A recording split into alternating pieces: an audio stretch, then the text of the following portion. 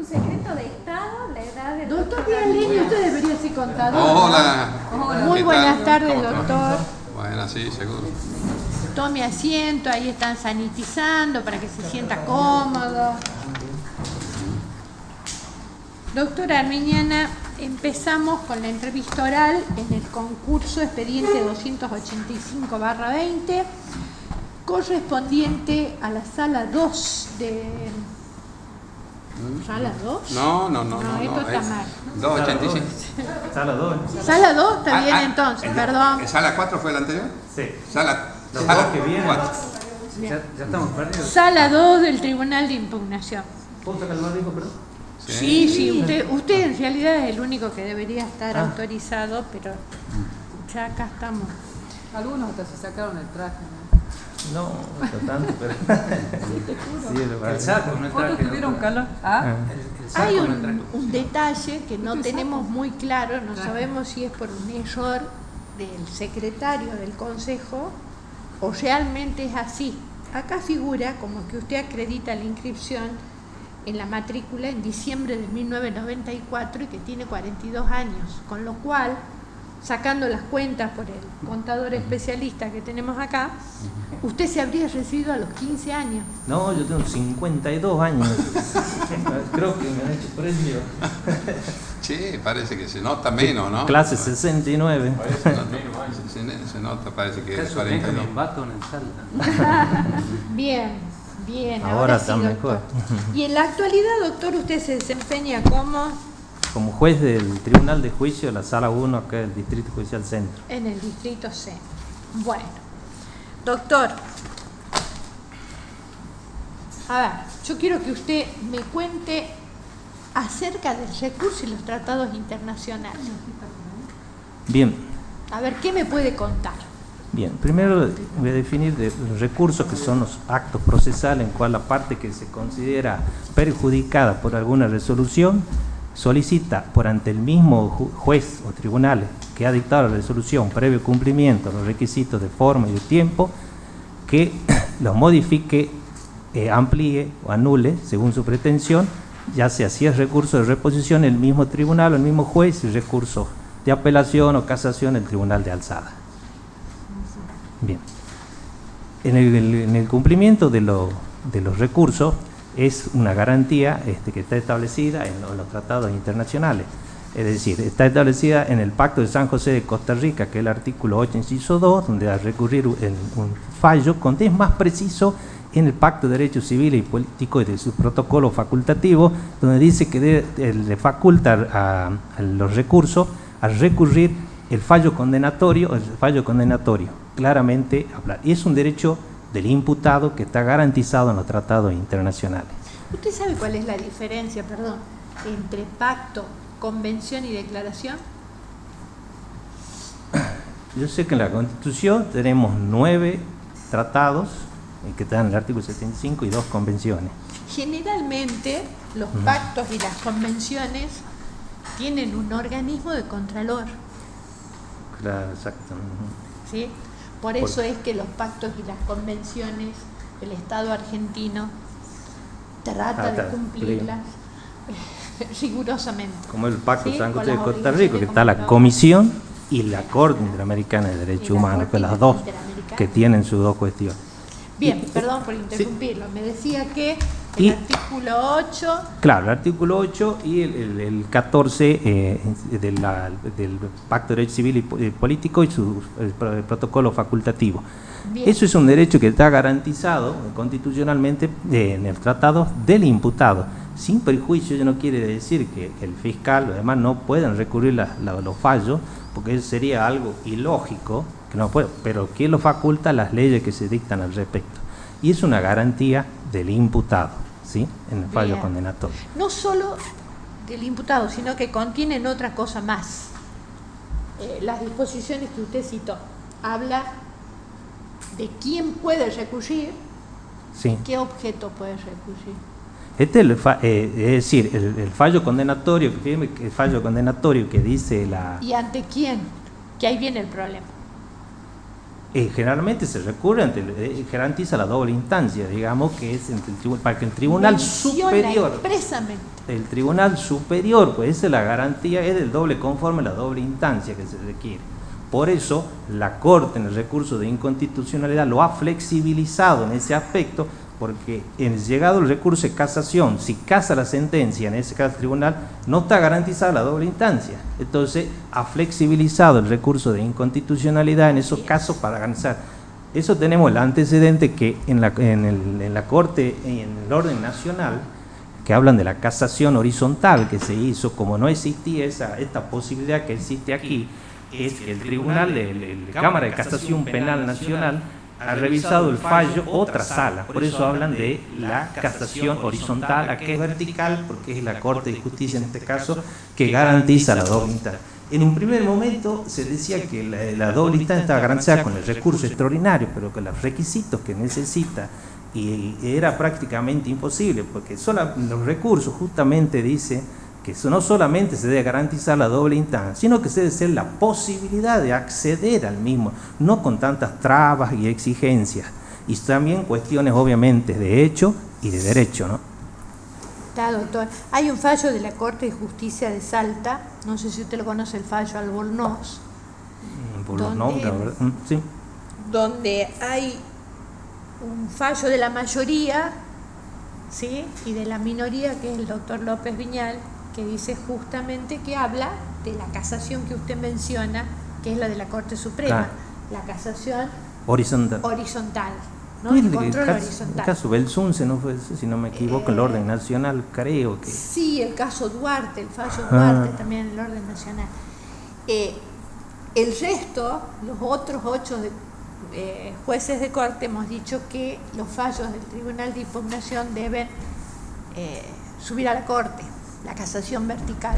Claro, la vertical, sí. Entendemos que no es un tribunal superior, como dice la Corte Suprema, la casación horizontal, Es un que la par, competencia desplazada a otra sala no Ahí está. implica que sea un tribunal superior. Y yo entiendo lo mismo, ¿no? Es otra sala, digamos. Es tribunal otra sala. superior, claramente lo dicen cuando. Así es, doctor. Bien, muy bien, doctor. Le hago otra pregunta. Vamos al código de fondo ahora. Cuénteme cuál es la diferencia entre el homicidio crimen y causa del 80, inciso 7, perdón por mi ronquera, y el homicidio en ocasión de robo del 165. Bien. La diferencia está en la conexión subjetiva que hay entre un hecho y el otro. Es decir, cuando la muerte ocasionada accidentalmente por la ocasión del robo, se dice que la muerte que es robo seguido de muerte. Cuando es el crimen y causa realmente para preparar, facilitar, es cuando se conecta subjetivamente un hecho con el otro. Es decir, yo lo hago para preparar, para facilitar, lograr impunidad para mí o para el tercero. Entonces, subjetivamente es lo que va a determinar eso. No es fácil, ¿no? No es Hay 3 posturas, ¿no? Soler, Núñez, Fontán. Usted me está dando la postura de Soler. Sí, y La muerte accidental y el robo con dolo. claro. ¿Así es? Pero yo lo que leí en un fallo es justamente eso de conectar subjetivamente el hecho, el robo, subjetivamente con la muerte. Si está conectado subjetivamente en otro, es el crimen y causa. Si no está la conexión subjetiva, es el robo Sí, seguido de no, muerte. está bien lo que dice. Lo que pasa es que pasó por distintos estadios, porque primero se habló del accidente, ¿sí? En verdad que nuestro Código Penal no tiene penas por muertes por caso fortuito. Luego Núñez le adiciona la culpa y finalmente Fontán habla del dolo eventual en el homicidio en ocasión del robo. Está. ¿Qué le vamos a preguntar? Instancia de aclaratoria, doctor. Sí. Facilísimo. La Vamos al instancia Código aclaratoria está en Procesal. el 177 del Código Sí. Procesal Penal, es Tal que le cual. faculta al tribunal de oficio a petición de parte enmendar aquellos errores materiales que no implican una modificación sustancial de la resolución. Le doy un ejemplo. Se puso mal el número de documento. El nombre estuvo incompleto, entonces de aclaratorio lo que hace es suspender los plazos para interponer los recursos que pudieran caber a la aclaratoria, a la resolución, perdón. Bien. Interpongo la aclaratoria, suspenden los plazos, surge la aclaratoria y ahí están los plazos para interponer el recurso que fuera, digamos. Bien, suspensivamente entonces los términos para recurrir. ¿Y en qué plazos? 3 días tienen para interponer la aclaratoria. ¿Quién? Puede ser las partes. ¿Y puede el juez de oficio? Sí, puede. Está bien, doctor.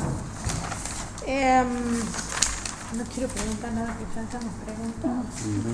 Difícil. Sí. ¿Qué vamos a preguntar? A ver.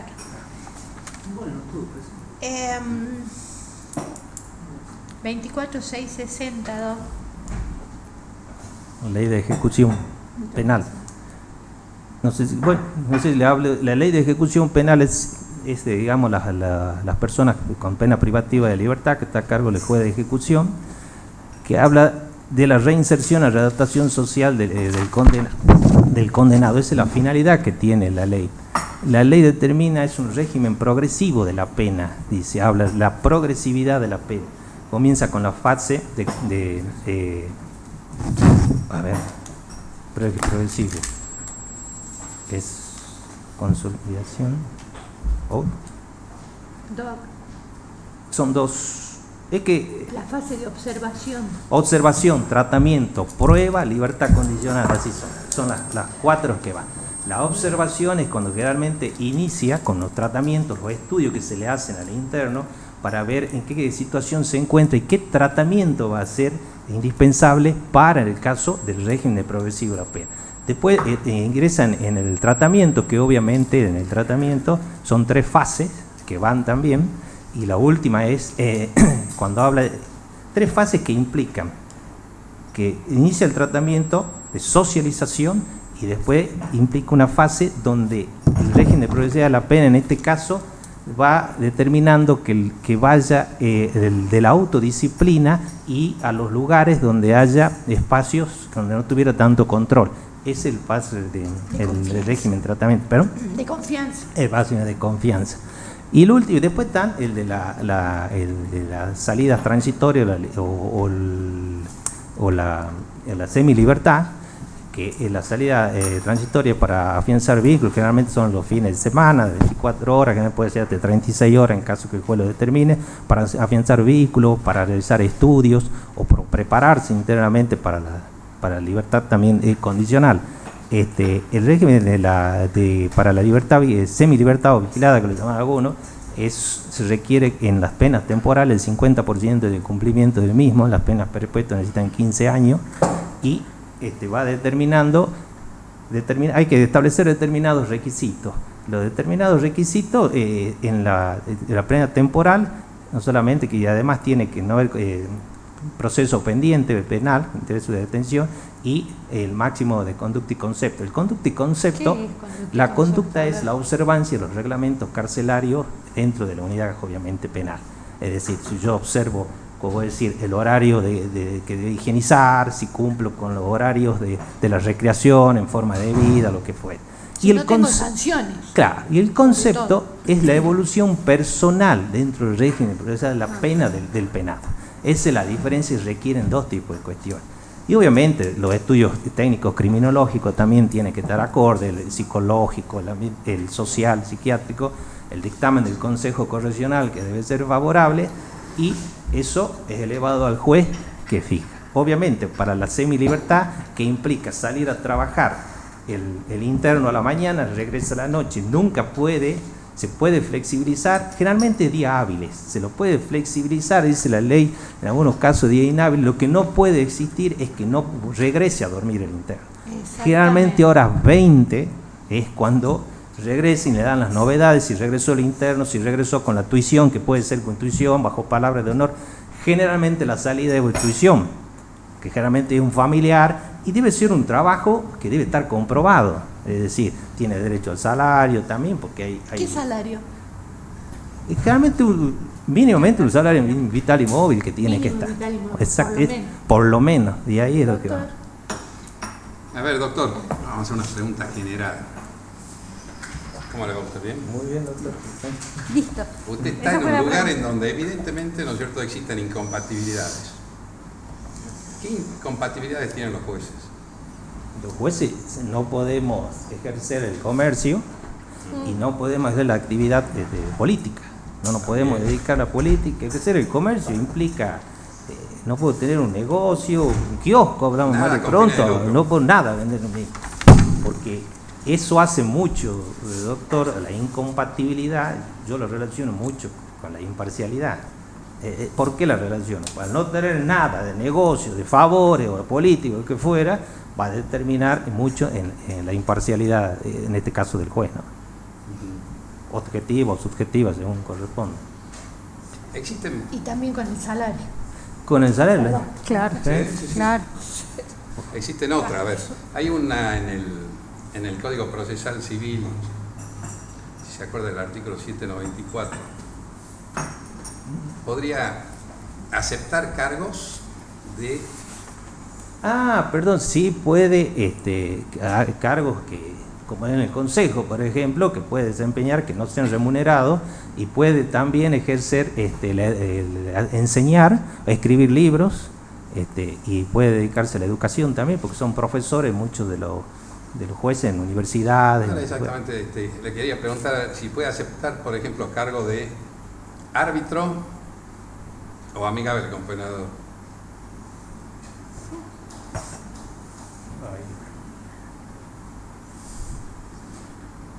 Yo creería que no. No. No, Ese es el porque artículo- es una ese es el función artículo- que ya hay que decidir, es incompatible con... Ese era el artículo al cual me decía. No lo hacía recuerdo referencia. textual en el Código Civil, pues no, pero... ¿Y qué diría usted de una persona que concurre con cierta habitualidad a un casino? Yo diría que no debería hacerlo. No. Sí, existe una disposición legal. Sí, que no se puede concurrir a los casinos. pues, Habitualmente. habitualmente. O sea, por ahí. Es decir, uno se va de vacaciones, supongamos, y no pasa nada ahora, y concurrir en forma habitual, pero seguido, digamos, de una manera, el casino aquí no. Te voy a decir Creo que una- no existe, ¿no? Ninguna disposición. La 50 y... ¿Al contrario? No, sí existe. Sí, Está no, la, sí. la 5297, que es Yo tenía una prohibición una... cuando estaba en el Tribunal de Cuentas de la provincia, que era de muchos años atrás, cuando el Tribunal de Cuentas de la provincia guardaba las remuneraciones de la administración pública, entonces tenía la prohibición, obviamente, para todos los vocales del Tribunal de Cuentas de ir al casino, ¿no? Pero después ya nunca más. y No, pero quedó está en la disposición. 5297, que es de la época del proceso, o sea, del año 78 de la disposición de la 10. Que hasta ahora no he visto de que la Se ha hayan modificado. derogado, ¿no? Porque hay un digesto, ha visto que se hizo en la legislatura, en donde habían leyes que desaparecieron y esta por lo menos quedó, ¿no es cierto? Está. Doctor, vamos a pasar a otra cosa. El derecho a ser oído del niño, le aclaro por un caso que ya pasó, ¿no es cierto? Niño, niña o adolescente menor de 16 años, que se lo vincula con un hecho delictivo. ¿Se podría canalizar a través de una declaración imputativa? O sea que en donde yo lo cito, le hago conocer del hecho imputado. Estoy hablando de un menor de 16 Imputable, años, menor de 16. ¿no? E O sea, inimputable. no, le voy a hacer... bueno, vamos bien, pero a lo que yo iba con este ejemplo era, en este caso se lo cita, se le hace conocer el hecho delictivo que se le imputa y la prueba que hay en su contra. ¿A usted le parece que se lo puede citar? Mire, con respecto a lo menor inimputable, actualmente es una de las cuestiones que se aplican en el régimen de menores, que es justamente, habla de los menores cuando actúan con menores solamente con mayores o inimputables. En ese caso dice que el juez deberá acreditar el sobreseimiento, ¿sí?, por inimputable, por la edad, porque no tiene la madurez mental requerida. ¿Pero qué dice la convención? Porque ¿qué dice con respecto al menor? ¿Está obligado él a declarar? ¿Está obligado No. a manifestar algo? No. Porque es el derecho a ser oído, A ¿no es ser cierto? oído. Estamos diciendo. Pero no me... Pero ¿qué? ¿Sería una opción? Sería una opción, pero a mí no me parece, porque eso es comprobable con una parte, el estado de las personas con una partida de nacimiento para determinar la edad, pero se le haría saber esa facultad que tiene para tener si él quiere ser oído independientemente de ello. Eso sí. Eso sí, puede ser. justamente con los representantes legales, porque sabemos que los menores se integran por los representantes necesarios, que son los padres, promiscuos, que son el menor del Ministerio Público, Pilar, y por último la defensa. Son las 3 intervenciones o la asistencia que tienen los menores en la causa penal.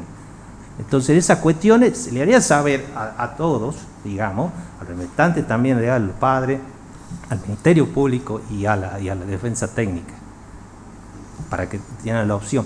Pero en mi caso yo lo vería como, independientemente de hacerle saber la opción, está comprobable fácilmente con una partida de nacimiento. Justamente el estado de la persona, lo único que se puede probar es documentalmente a través de las constancias del registro civil. Pero entonces, no podría ir a una indagatoria. Indagatoria, yo no lo llamaría indagatoria. Bien, doctor. Doctora Armiñana, cortito, rapidísimo, conceptual, diferencia entre violencia de género y violencia familiar. Usted tiene en el bloque segundo, hemos agregado un bloque que tiene que ver con perspectiva de género, que tiene que ver Sí. con violencia. Hay dos leyes distintas y hay una diferenciación conceptual.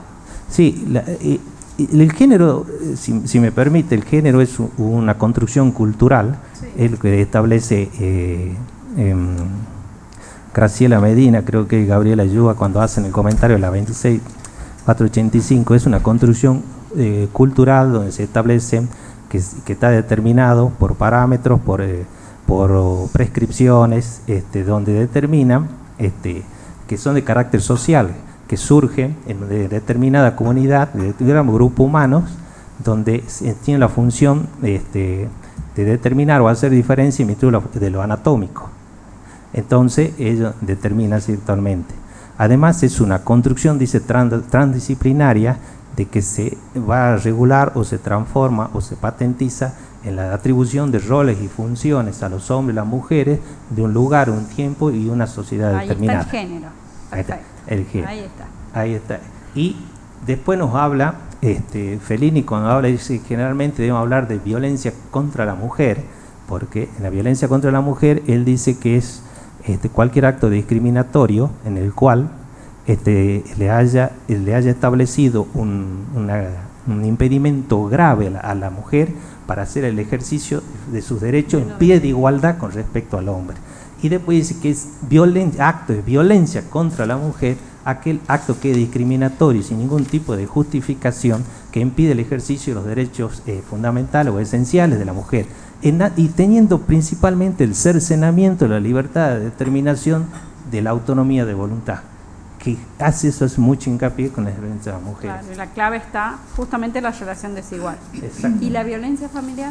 Y la violencia familiar es, creo que la 7704, me acuerdo que salió una ley provincial. Sí, La violencia familiar es que se desarrolla todo en el ámbito entre lo familiar, es decir, las personas, es decir, puede ser el cónyuge, los ascendientes, descendientes, que cohabiten bajo un mismo techo, y pueden ser relaciones de pareja, aunque hayan terminado, familiar.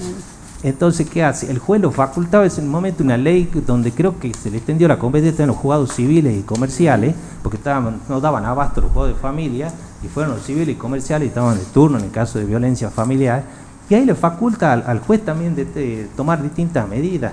En ese caso están facultados, obviamente, de la exclusión del hogar, de la restitución de la mujer al hogar cuando haya sido, digamos, echado, sacada por el varón.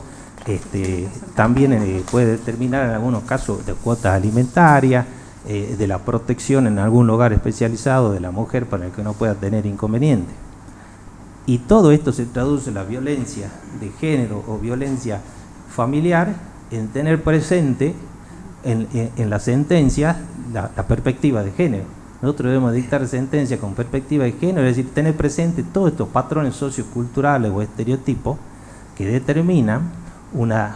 a determinar una relación de desigualdad que se lo debe advertir en el proceso entre los distintos sujetos del proceso.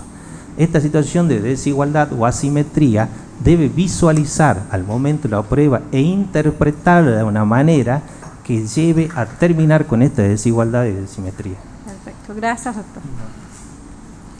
Doctor, ¿qué tal? Buenas tardes. Te quería consultar a ver qué es el hecho diverso en el debate. ¿Qué nos puede decir al respecto?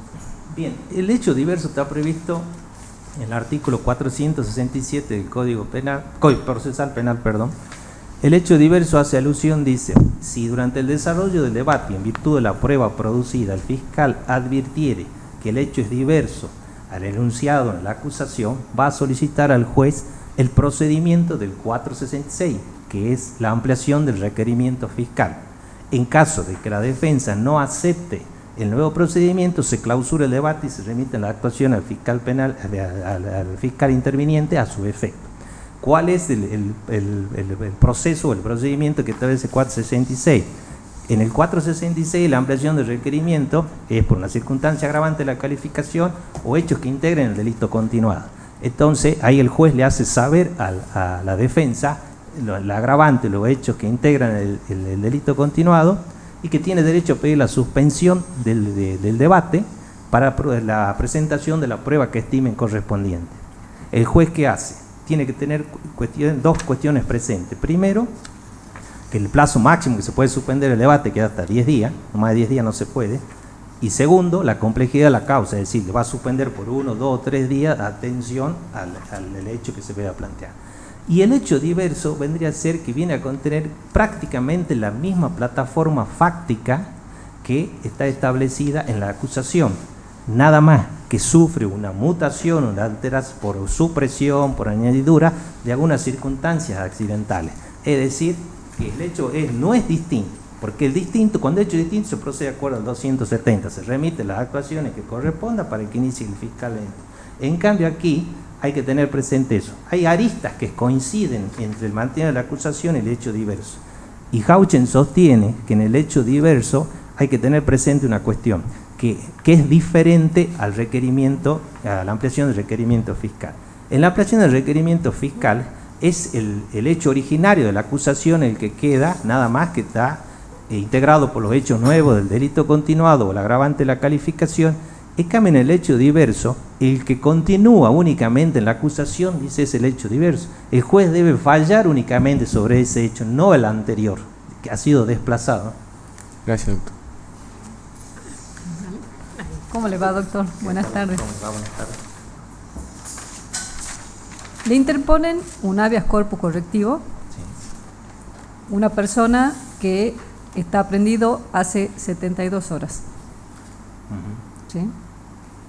En una celda que tiene una población mayor a la estipulada, es decir, pagamos una hipótesis, tenían que ser 4 y son 12.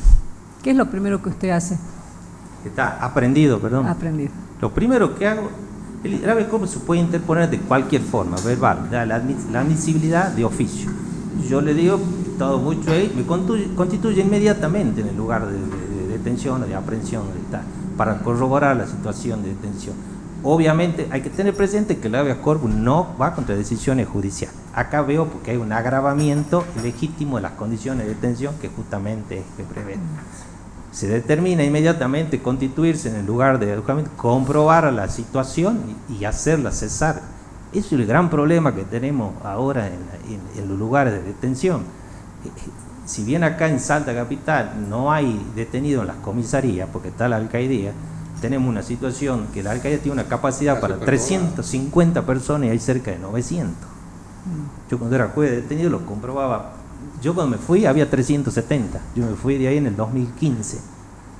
Imagínense, tienen que turnar por ahí. Y eso es una responsabilidad, el juez no construye, es responsabilidad también del Estado, que debe determinar la infraestructura necesaria para este tipo de cuestiones. Yo no le puedo dar la libertad, porque para eso hay un juez que está interviniendo, un fiscal que está aprendido, no va contra las decisiones judiciales. Sí le puedo mejorar la situación, buscar independientemente de ellos. Siempre le pongo conocimiento al juez de la causa, en mi particular, no para que tome conocimiento, pero buscarlo en algunos lugares. Mucha gente trata de pasar, supongamos, de la alcaldía a la unidad carcelaria porque ahí tienen espacios recreativos, canchas, talleres que carecen acá, ¿no? Pero es una cuestión diaria que se lo hacen. Bien, muchas gracias, doctor. Doc, y si, perdón, ¿Sí? y si no hay ningún juez que esté interviniendo, lleva 72 horas prendido. Y sí, ya debería haber requerido la detención al juez de garantía, ¿no? No fue mucho tiempo. Está, sí, perfecto. Buenas tardes, ¿Qué doctor. tal? Buenas tardes. De acuerdo a lo que habilita nuestro Código Procesal Penal para el debate, ¿qué opinión tiene usted respecto a los juicios unipersonales o colegiados? Y yo creo que el juicio unipersonal me parece a mí muy bien determinado para la realización y la celeridad. Sabemos que en el régimen procesal tenemos principios. Uno de los principios es justamente la preclusión, la continuidad que debe llevar y la celeridad en tener en el imputado en estos casos de desvincularse de una causa, lo que fue. El juicio unipersonal ha venido a suplir mucho inconveniente de reunir a 3 magistrados en este caso para la realización del debate, es ponerse de acuerdo con fechas, con el tiempo. Acá el juicio unipersonal, digamos, acelera mucho en cuanto a la realización del juicio y tratar de buscar, digamos, de alguna manera lo que aspiramos todos, que nuestros fallos sean justos. No digo ejemplar, porque para mí un fallo justo es ejemplar. No digo fallo ejemplar, porque para mí tiene que ser justo, y si es justo va a ser ejemplar. Está bien, doctor. Gracias. Bien, doctor, ya está desocupado. Bueno, muchas gracias. Gracias. Adiós, buenas doctor. tardes, doctor. Adiós. Por allá.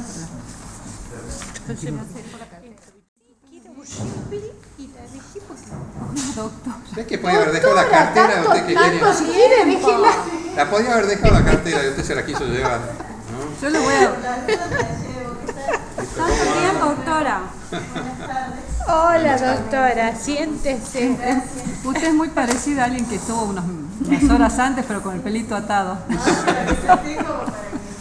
Para cambiar. Para cambiar un Nos poco. quiere despistar, parece.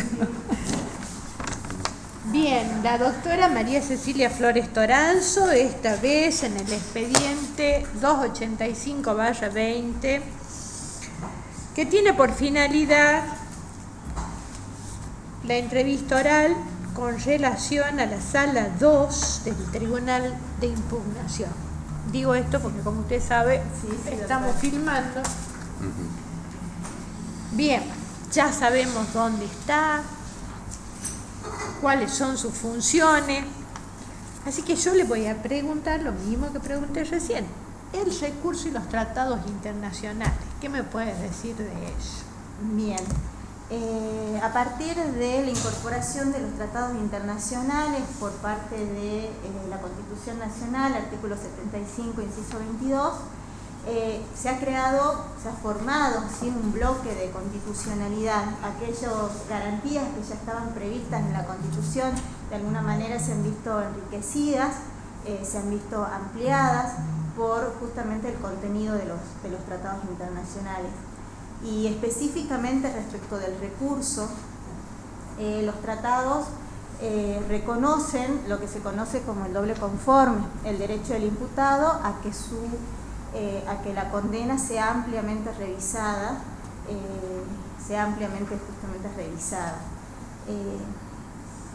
En el proceso anterior, ¿sí? En el proceso inquisitivo, la revisión a la sentencia condenatoria era bastante restringida. ¿Por qué?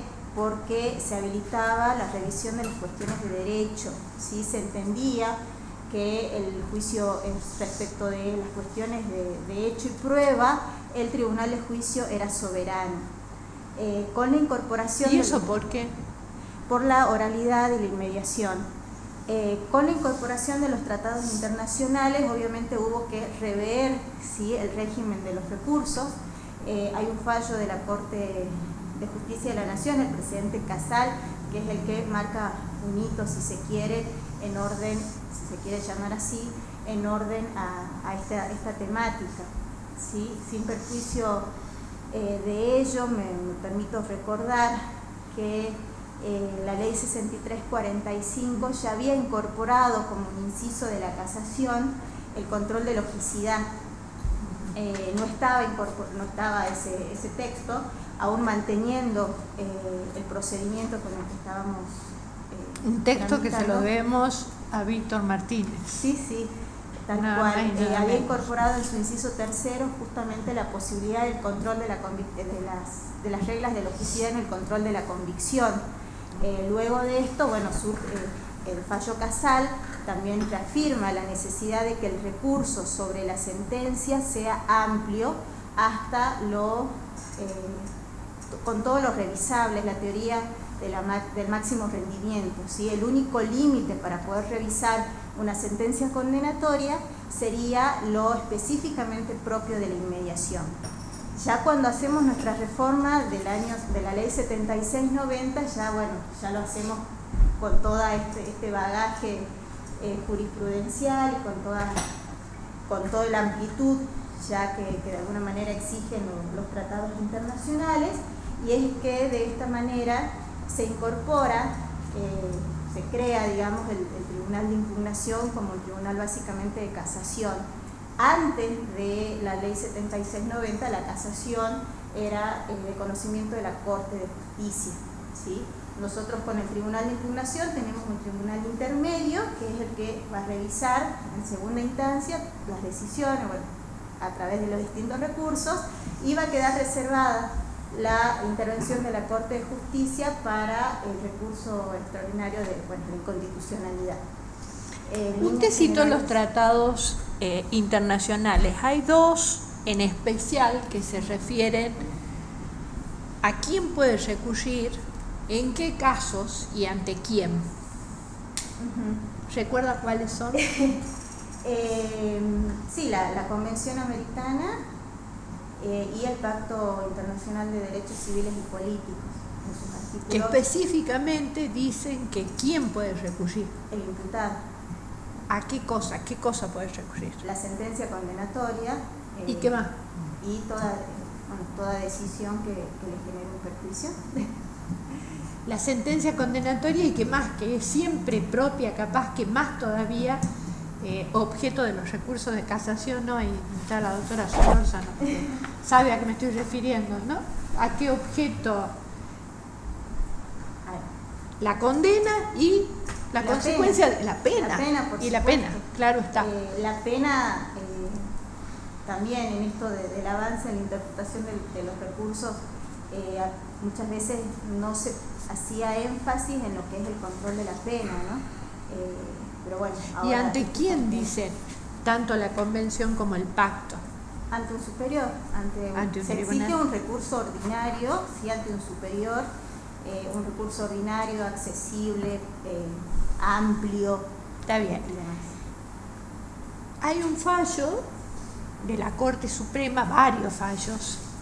Yo en este momento recuerdo uno, a lo mejor usted recuerda otro, yo recuerdo Duarte, donde la Corte Suprema, ¿qué hace ante esta obligación que tiene del doble conforme instituida por la convención que usted nombró y el pacto? Sí, justamente en Duarte, y hay otro fallo posterior, siempre están las iniciales. Sí, yo no me acuerdo cuál Creo del año Siempre me 2019. acuerdo de Duarte. Sí, de diciembre del 2019. Lo que hacen es justamente para garantizar el doble conforme, establecen en el sistema, por supuesto, federal, ¿no? Establecen la casación horizontal. Es decir, en aquellos casos en donde el tribunal superior, digamos, el que revisa la condena, asume competencia positiva y casa directamente la sentencia, hay que asegurarle a ese imputado, que quizás venía absuelto y ahora se lo condena, o que venía condenado y ahora se lo condena a una pena mayor, hay que asegurarle que ese fallo, que viene a ser el primero, en lo que es la condena, tenga asegurado justamente el derecho al doble conforme. En el sistema federal, bueno, solamente tendrían el recurso extraordinario, que es limitado, bueno, tiene una serie de características, razón por la cual la Corte establece que la revisión de ese fallo la van a hacer tribunales, otra sala del Tribunal de Casación. En líneas generales, eso es lo que sucede en el ámbito de la Nación. En el Entendiendo ámbito como provincial, tribunal superior, ¿por qué? A la otra sala. en realidad, sí, porque tiene que cambiar el órgano que controla, por supuesto, la decisión. Y allí se agotaría No. Ese fallo dice que es tribunal superior porque justamente tiene competencia revisora, aunque Claro. sea otra sala. Sí, ¿Sí? Sí.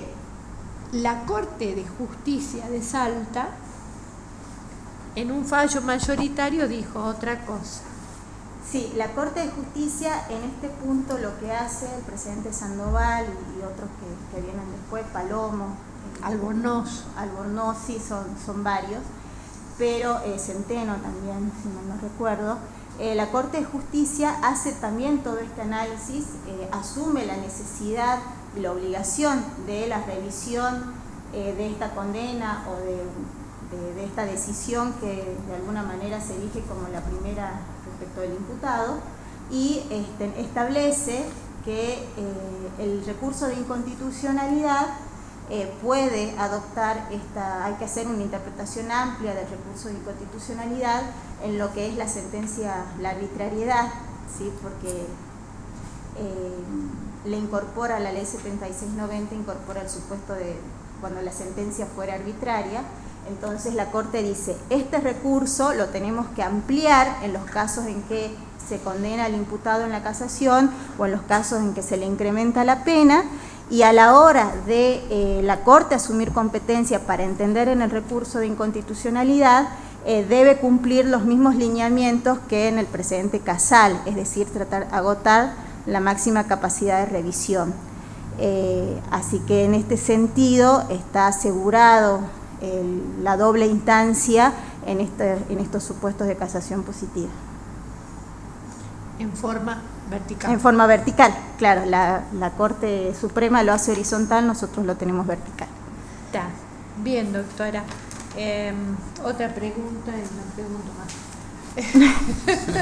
Ya cuando me empiezan a mirar mal. Artículo 80, inciso cuarto, que establece el homicidio agravado por El odio racial, religioso, por la cuestión de género, sí. ¿Sí? Dice odio de género, identidad de género, orientación sexual, Sí, o expresión de género. expresión de género, sí. ¿Qué significa cada una de esas cuestiones? Ah, Muy bien. no, bien, estamos complicados. Bueno, este artículo fue incorporado en el año 2012, ya es un artículo que se incorpora teniendo en consideración también todo lo que es la violencia de género, incluso la violencia contra las minorías. Hay que tener en consideración a la hora de la interpretación de este artículo la ley de identidad de género, ¿sí? Digamos que de alguna manera hay que integrar, ¿sí?, el sistema normativo, el penal, con estas normas extrapenales que nos vienen a dar el parámetro, los límites respecto de los cuales vamos a poder interpretar el texto legal. La identidad de género es cómo una persona se posiciona frente a los roles ordinarios de género. La expresión de género es cómo lo exterioriza al género, cómo se presenta hacia el otro, y siempre me faltan. Yo en realidad con identidad de género diría mejor es quién soy. Sí, es quién soy, tal cual, sí, es como uno Eso se es considera. identidad, Sí, lo que sí. yo soy y me siento. Ujú, Y expresión sí, tal de cual. género es otra cosa. Sí, La expresión de género es cómo lo exteriorizo y el otro es, siempre me confundo. Hablamos de género, identidad de género, expresión de género, orientación sexual. Sí. Y bueno, sexual que es distinta. sí, es distinta la expresión de género. La orientación sexual está vinculada a cómo cada persona elige ejercer su sexualidad. No se identifican los tres conceptos, son tres conceptos diferentes. Justamente, bueno, y que pueden coincidir o no coincidir con lo que se ve, sí, con lo que uno advierte, con el exceso biológico, tal cual.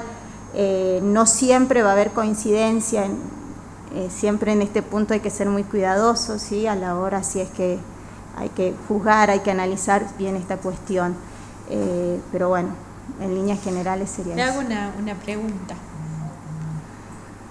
Si una persona comete un homicidio con otra persona en razón de su nacionalidad, ¿entraría en este inciso? ¿A dónde entraría? ¿Cómo tipificaría el delito? Sí, bueno, también entraría en orden dentro del odio racial, religioso. O la nacionalidad, pertenece a un grupo nacional. Acá en este punto tenemos que tener presente lo que es también la discriminación. No lo tengo. Sí, también entraría en el inciso, creo. No. Esto es una cuestión histórica. En el año 1998 se sanciona la ley de discriminación que contemplaba todos estos delitos del inciso cuarto, salvo los de género, el odio religioso, el odio racial y la nacionalidad. A posteriori se modifica en el año 2012 y se olvidan de la nacionalidad, pero está vigente la ley, que creo es la 23.592. Sí, la de la discriminación. Que aumenta la penalidad, de modo que usted se tendría que ir al 79 del homicidio simple. Con la pena agravada de la ley, razón. que es 1/3 del mínimo y la mitad del máximo, siempre que no supere los máximos estatuidos en la penalidad del Código Penal. Sí, tienes razón.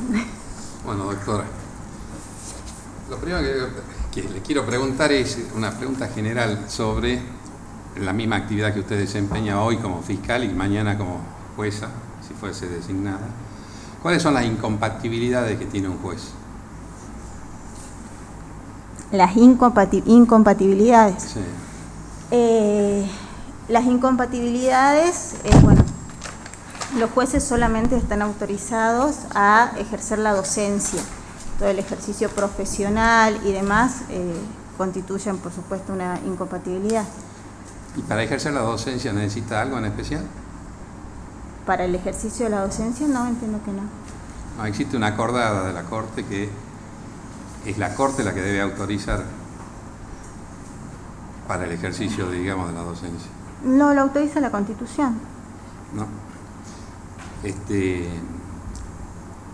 La ley 5697, ya no me acuerdo bien cuál era la ley, pero en el año 78, indica de que para ejercer la docencia se necesita de la autorización de la Corte. Ah, bien, la verdad que lo desconocía. ¿Qué otra incompatibilidad? Dígame, ¿podría usted asistir a salas de juegos de azar? Bueno, a ver, el juez tiene que adoptar una conducta proba en este punto.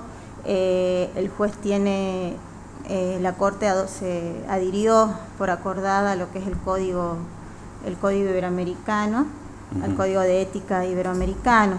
Entonces, en este sentido, cualquier conducta del juez que pudiere implicar, por ejemplo, en el caso de los juegos de azar, algún tipo o derivar en algún tipo de dependencia en orden a los juegos y demás, entiendo que no resulta O sea que posible. estaría prohibido, ¿no es cierto?, que lo haga con habitualidad. Claro, tal cual la habitualidad, sí. ¿Puede ejercer cargos en instituciones deportivas, supongamos? Entendería, yo entiendo que no, en el sentido de que puede llegar a implicar algún tipo de incompatibilidad, ¿no?, en lo que es justamente la protección de la objetividad y de la imparcialidad.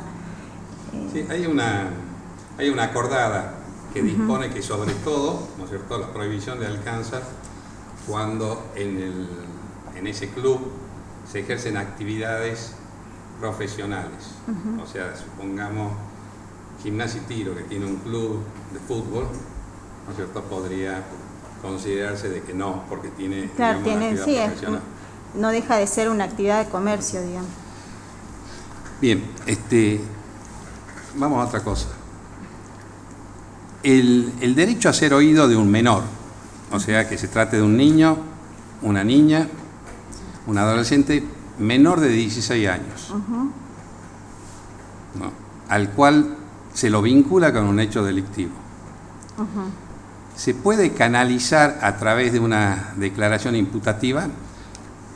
Eso lo que le quiero decir es que se lo cita, se le hace conocer el hecho que se le imputa y se le hace conocer la prueba. Sí. ¿Usted cree que se puede hacer esa citación? Sí, bueno, nos vamos a lo que es el régimen penal de menores en este caso.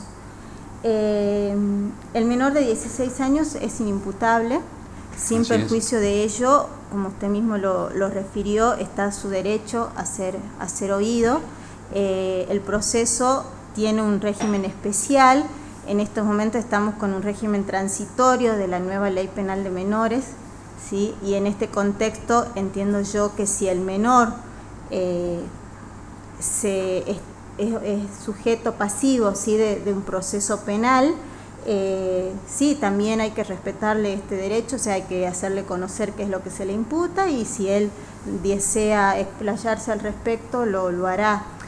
Hay un fallo del Tribunal de Impugnación en una causa que, bueno, está todavía en trámite, en donde justamente se planteó esto y se dispuso escuchar al menor. Era un viejo con 418, todavía le sigo diciendo yo. Es una causa con mayores y menores. Yo le indico que la Corte Suprema ha dicho de que no puede existir la declaración imputativa. Claro, pero no como declaración imputativa, como declaración, o sea, como medio defensivo o una manifestación. Lo que sucede es que cuando usted lo cita, si fuese, no es el carácter obligatorio para el niño, niña, por eso, ¿no es cierto?, sino que es una opción. Sí. Así como nos dicen de que necesitamos sí o sí citarlo a los menores en asuntos de familia, los efectos de que nos hagan conocer cuál es su situación real ante los padres si hay algún problema o una diferencia. En este caso, digamos, el menor puede optar por no ir. Claro, sí, eso sí no es obligatorio. ¿No es cierto? O sea que digamos que no existiría la posibilidad de que se le haga la imputación en cuanto a que se lo llame a declarar como si fuese una declaración indagatoria. Sí, sí. Hay un artículo bastante viejo de Ricardo Núñez al respecto, donde habla de, a contrario de esto, de justamente, ¿no?, la declaración indagatoria, como dijo la doctora, es un medio defensivo, toda vez que lo es sin promesa de decir verdad y con una serie de garantías que se le deben dar con la defensa, etcétera, etcétera, por lo cual se aceptaba más la indagatoria incluso que cualquier otro tipo de declaración sin esas garantías, ¿no? Pero está ahora absolutamente discutido. La Corte del año 21, ¿no? La Corte que declaró. Bastante discutido el tema de los menores. Sigo yo. Doctora. Adelante. Doctora Flores Toranzo, rapidísimo.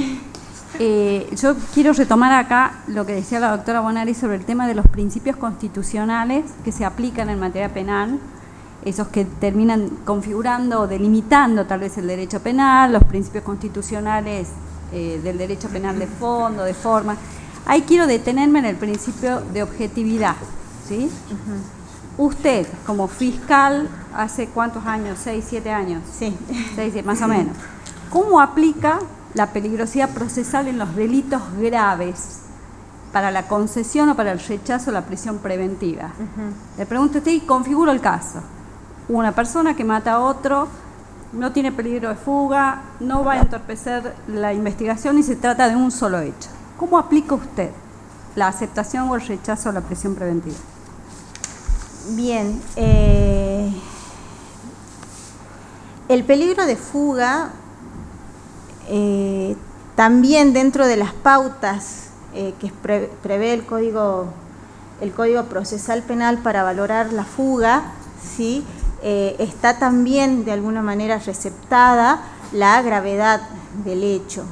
Está la gravedad del hecho dentro del peligro de fuga, y también lo ha sostenido la Corte en distintos precedentes y también el Tribunal de Impugnación.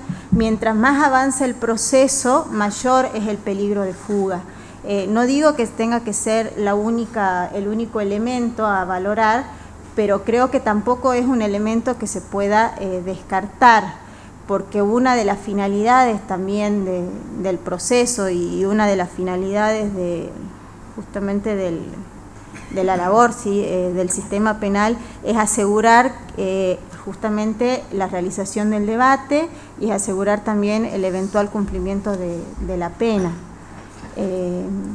Así que yo entiendo de que ese aspecto debe ser valorado a la hora de la Usted dice que en ese prisión caso preventiva. entonces le concede al fiscal la prisión preventiva. En el caso, si estamos hablando de un hecho grave, Es un hecho grave, un solo hecho, no hay peligro de fuga y no hay peligro de entorpecimiento de la investigación.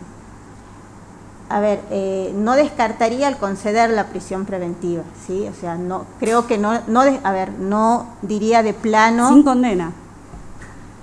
Sí, por eso, justamente por lo que es en prisión preventiva, y teniendo en cuenta también que bueno, la Constitución también en el artículo 19 habla sobre la gravedad del hecho, ¿no? Bien, gracias, Como doctor. un parámetro a tener presente. Gracias. Doctora, ¿cómo le va? ¿Qué tal? De nuevo. De nuevo, sí. ¿Cuáles son los vicios de la sentencia, doctora? Las causales de nulidad de la sentencia. Bien, está prevista, por supuesto, en el Código Procesal, cuando no esté individualizado el imputado, no estén descritos los hechos, cuando no se... cuando faltare la firma... me confundí con lo otro. Se incorporó el inciso vinculado a cuando la pena fuere superior a la solicitado por el Ministerio Fiscal. Cuando faltare la descripción de los hechos, creo que ya lo dije, sin perjuicio de que este inciso, el de la pena, tiene alguna interpretación distinta, sí, en orden a lo que es el texto legal específicamente, pero son todas aquellas cuando no se respetare, por supuesto, el principio de congruencia, es decir, cuando se falla por un hecho que no estaba descrito en la acusación, serían las causales de nulidad. Gracias, doctora. No, por favor. Y uno importante, que creo que es el primero, Cuando no esté que adolecieron varios escritos, lugar y fecha. Ay, sí, perdón, lugar y fecha. Está. A veces sí, el internet hace que, la computadora hace que uno se olvide. Sí, sí. Bueno, cuando hace la firma digital ya pone la fecha. Sí, podemos. Eso no suple. No sé. Nos sale el día de la firma. No fueron sí. muchos escritos, fueron Sí, fueron 2 o 3. Sí. Doctora, Fecha. ¿cómo le va? De Ay, vuelta. ¿cómo le va de vuelta? Le Disculpe. hago una consulta respecto a la interposición que hagan de un habeas corpus correctivo Ujú. una persona que lleva 72 horas en calidad de aprendido, Ujú. encontrándose en una celda donde excede la capacidad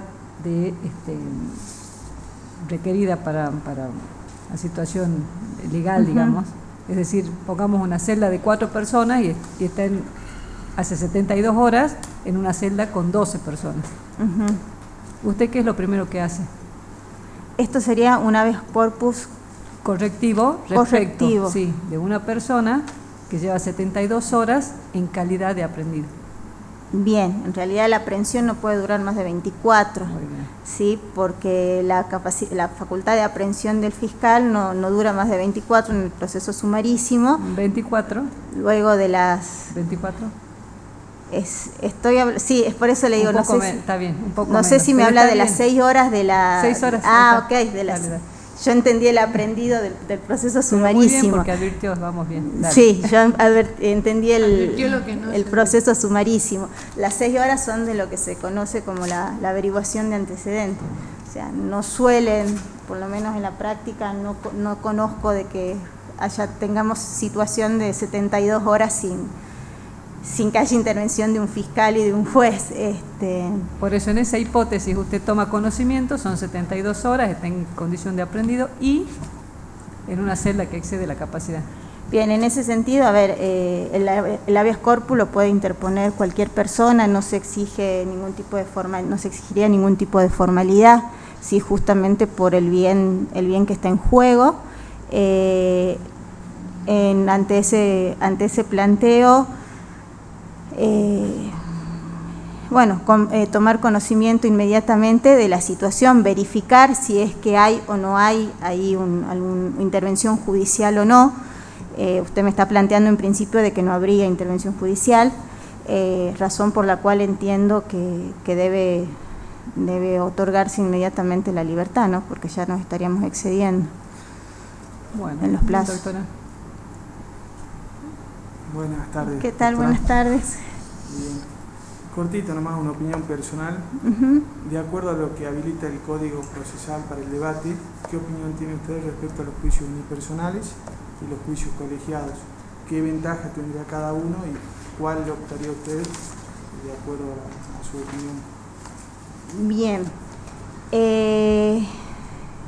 El código actual, sí, prevé que los delitos cometidos con penas previstas con menos de 6 años se hagan a través de tribunales unipersonales, lo mismo que los delitos de acción privada, aquellos que corresponden al proceso sumarísimo, y reserva la posibilidad de hacer juicios colegiados con la totalidad del tribunal, cuando por la complejidad de la causa y las características de las actuaciones así lo decide el tribunal, cuando habiendo el tribunal decidido actuar unipersonalmente, la defensa se oponga, y también cuando el fiscal lo solicite en los casos de delitos contra la administración pública.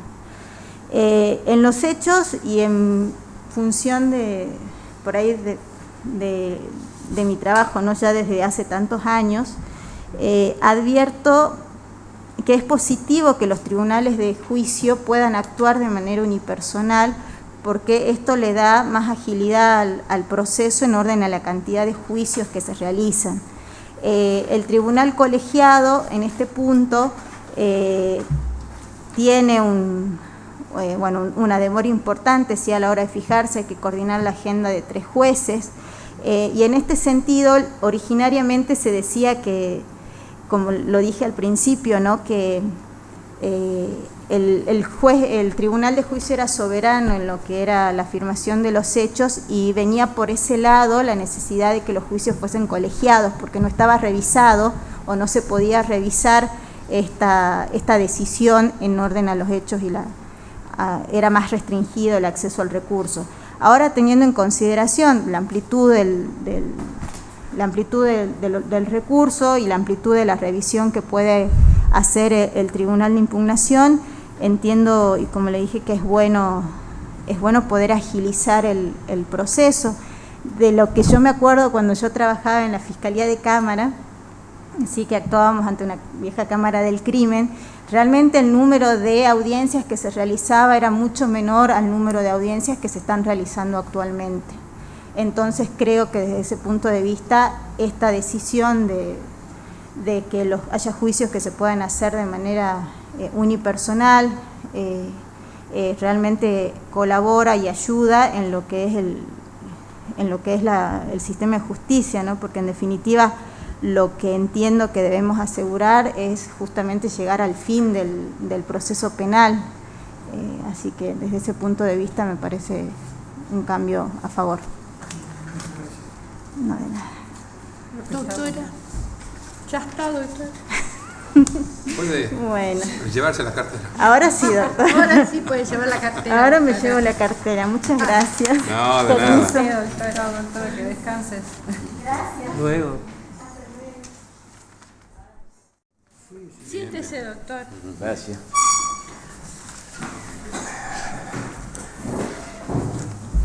Doctor, vamos a preguntar lo mismo que preguntamos por acá, a ver. El recurso y los tratados internacionales, doctor, así bien someramente, yo quiero que me cuente Sí, qué pasa con gracias. el recurso en dos tratados internacionales que son eje respecto de cuestiones puntuales. Bien. No sé si soy clara No, sí, o perfecto. si hay algo que... Alude justamente al derecho al recurso, que es consagrado por los tratados internacionales, la Convención Americana sobre Derechos Humanos y el Pacto Internacional de Derechos Civiles y Políticos, que consagra puntualmente el derecho a recurrir la sentencia, y en otro caso la sentencia condenatoria, a favor del imputado. Esa previsión específica que contienen los tratados internacionales y que fueron parte de nuestro derecho interno y después adquirieron categoría constitucional con la reforma en 1994, obligó en cierto modo a adecuar todas las previsiones de derecho interno de orden procesal para asegurar justamente el derecho al recurso. Se lo contempla puntualmente como garantía a favor del imputado. Y vino a chocar contra el recurso de casación tal cual estaba establecido en el procedimiento mixto. Nosotros adoptamos el procedimiento mixto seguido en Córdoba en 1939, trajo así la casación como un recurso específicamente reducido a cuestiones de hecho porque implementaba la oralidad y se veía que el juicio, mediante la oralidad y asegurando así como medio para asegurar la inmediación, era garantía suficiente para el descubrimiento correcto de la verdad real y la actuación de la ley sustantiva. Entonces se reducía el recurso de casación así entendido como un examen de derecho, de corrección. La incorporación de estos tratados vino a cambiar ese fundamento, entonces se trató de adecuar una forma de que el imputado pueda tener la posibilidad de ser revisado con amplitud, dado que el recurso de casación no lo hacía. En un momento se decía que era el recurso extraordinario federal, pero cuando se modifica la Corte Suprema de Justicia en cuanto a su composición, se agrega el 280 en el Código Procesal Civil y Comercial, y se entendió de que el certiorari no permitía adecuadamente dar satisfacción a esa garantía constitucional.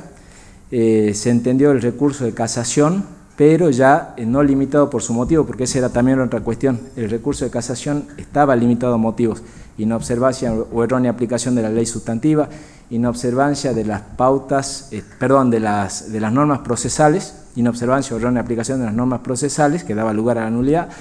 Y bueno, nosotros somos novedosos en ese sentido con la ley 7262, que nosotros incorporamos la inobservancia de las pautas de formación de convicción, que eso ya nos permitía en cierto modo darle mayor amplitud a nuestro recurso de casación.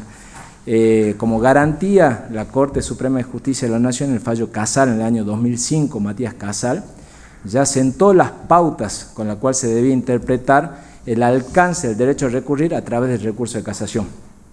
Y lo que busca es justamente de que hay que eliminar las cuestiones de hecho y de derecho, esa distinción, porque una cuestión de hecho puede devenir en una cuestión de derecho y una correcta interpretación de una norma puede determinar una fijación errónea de los hechos. Y darle amplitud, utiliza la doctrina alemana de la máxima capacidad de rendimiento, tratando de no magnificar las cuestiones propias de la inmediación. Entonces, nuestro recurso de casación en la 7690 elimina, por ejemplo, todo motivo, y en cierto modo es conteste con esto, dando toda esa amplitud al examen en materia de casación. Doctor, sí. ¿Se acuerda quién y cómo abogan por la casación horizontal y quién por la casación vertical?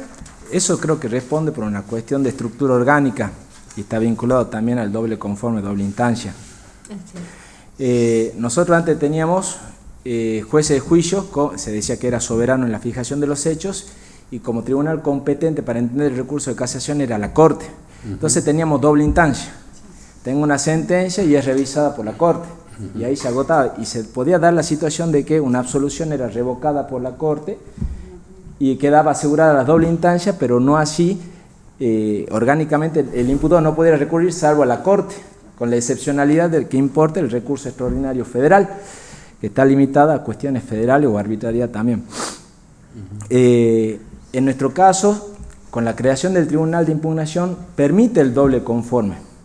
Entonces, yo tengo una absolución dictada por el Tribunal de Juicio, perfectamente el imputado puede recurrir al Tribunal de Impugnación.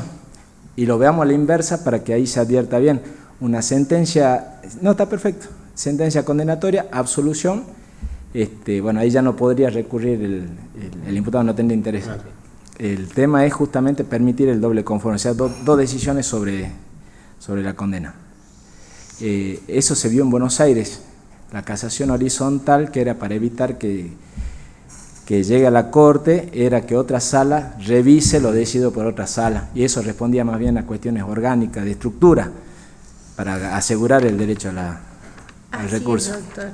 Bien. ¿Qué me puede decir de la instancia de aclaratoria? La instancia de aclaratoria no es un recurso, hay que ubicarlo. La instancia de aclaratoria es una herramienta que le permite al tribunal que dicta una resolución, ya sea de oficio dentro de los 3 días o instancia de parte dentro de los 3 días, a corregir errores materiales, omisiones o conceptos oscuros que no importen una modificación a lo decidido. Y ahí está justamente la característica que impide tenerlo como un recurso. No es una modificación, el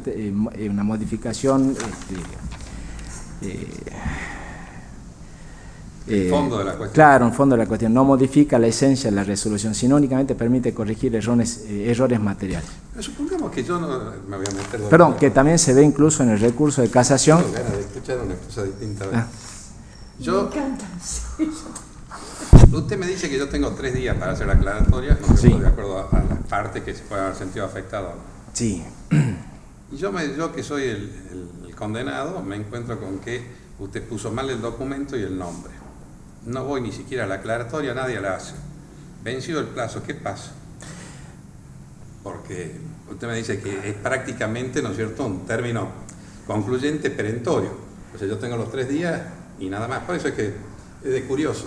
Sí, no, está bien.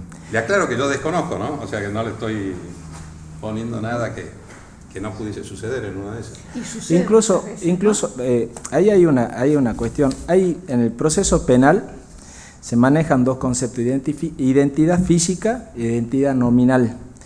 La que interesa en el marco de todo el curso del proceso es la identidad física. ¿Cuál es la identidad física? Que la pretensión penal se dirija contra esa persona y no otra, que esa es la persona que tiene que estar sometida a proceso. Los errores materiales respecto a la identificación nominal se pueden corregir incluso durante el trámite de la ejecución, porque lo que interesa es para salvaguardar incluso, claro, porque incluso para salvaguardar el principio de no condenar a un inocente, lo que se busca es que la persona sea sometida a proceso sea realmente la persona contra la cual se pretende hacer valer el derecho penal. Entonces, esa identificación física es la que a mí me sirve. El drama sería que sea un ausente. No se podría, porque justamente, bueno, ya Trajano ya decía de que es preferible dejar un crimen impune y no castigar a un inocente, ya viene de tiempos atrás justamente para evitar hacer mártires. El juicio en rebeldía, por la consecuencia, ahí viene la importancia del derecho penal, tanto en los bienes que se resguarda, porque cada figura delictiva procura resguardar un bien jurídico que es esencial, comienza con la vida, ahí está el criterio individualista y garantista que tiene nuestro derecho, y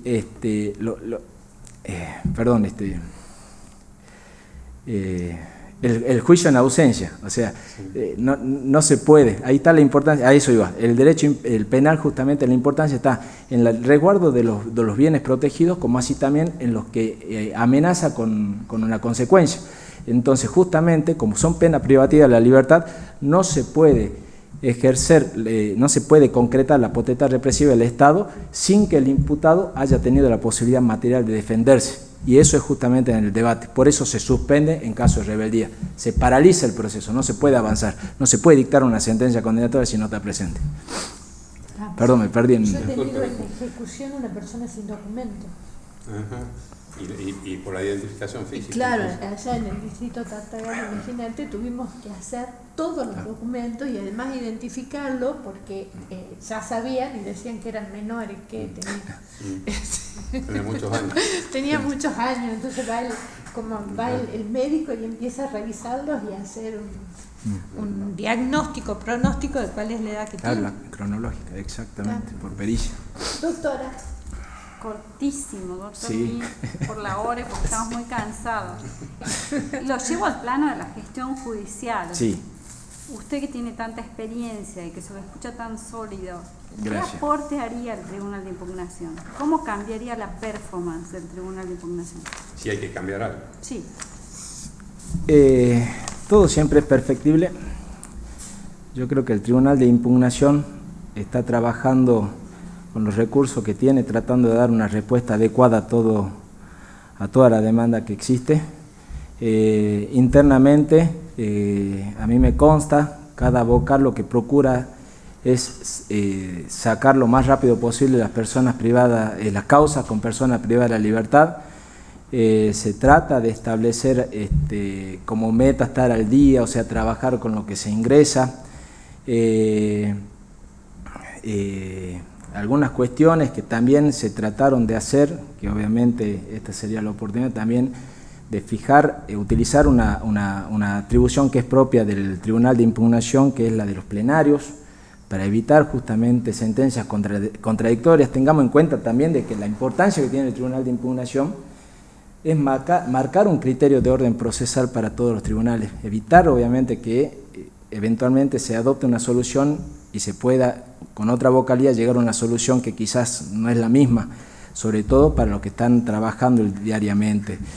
Mi aporte sería contribuir al esfuerzo que vienen haciendo todos los vocales, todos los funcionarios, todos los abogados auxiliares, todos los empleados, todas las personas, mesa de entrada, los chicos que trabajan llevando y trayendo expedientes. Me consta, todos están haciendo un esfuerzo enorme. Estoy orgulloso de ser parte de ese grupo y obviamente lo que yo aportaría sería mi contribución y todas mis buenas intenciones para aportar. Gracias, doctor. No, por favor. Doctor, sí. Buenas tardes, otra vez nuevamente. Siempre uno y uno, ¿no? Ellos hacen una vez uno, una vez el otro. Sí. ¿Qué me puede decir del hecho diverso? ¿Qué es el hecho diverso en el debate? El hecho diverso en el debate, bien. El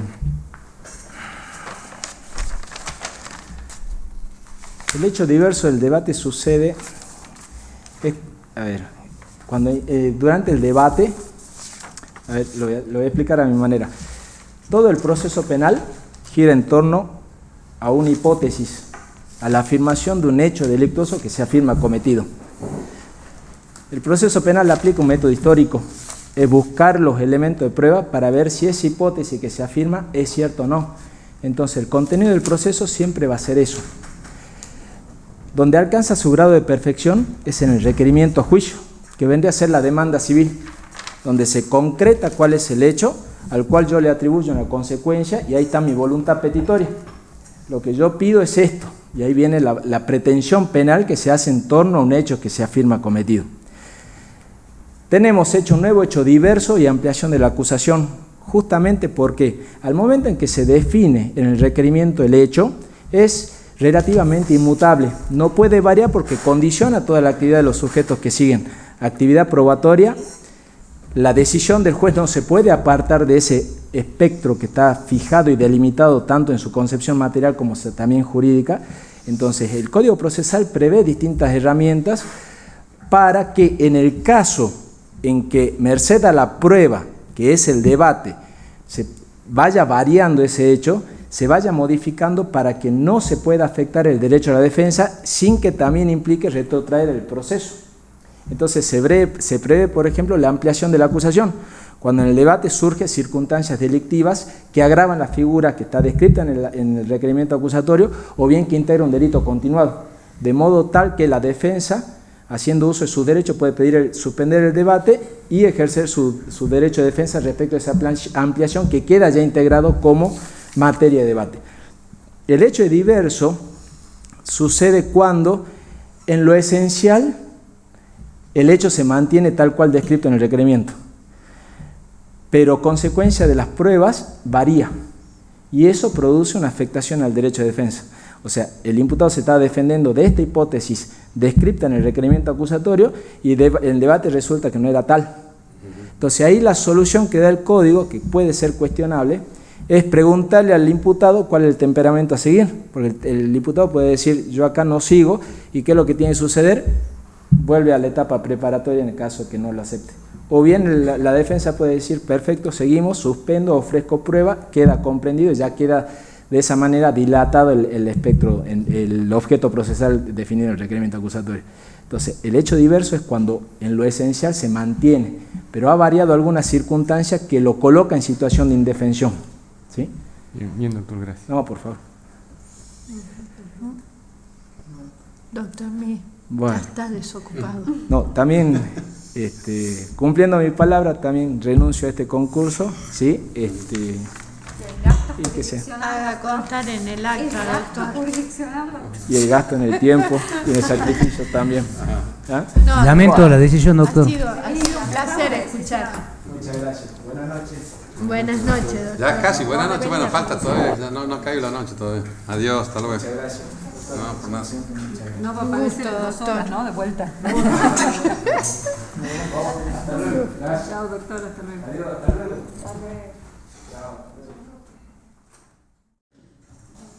Doctor, de vuelta por acá. Tanto tiempo, doctor. Parece que le gusta estar sentado ahí. No, la verdad es que no, pero no queda otra. ¿Qué va a hacer, doctor? ¿Qué hace? No, me quedé en el auto. Bueno, ya terminamos, doctor.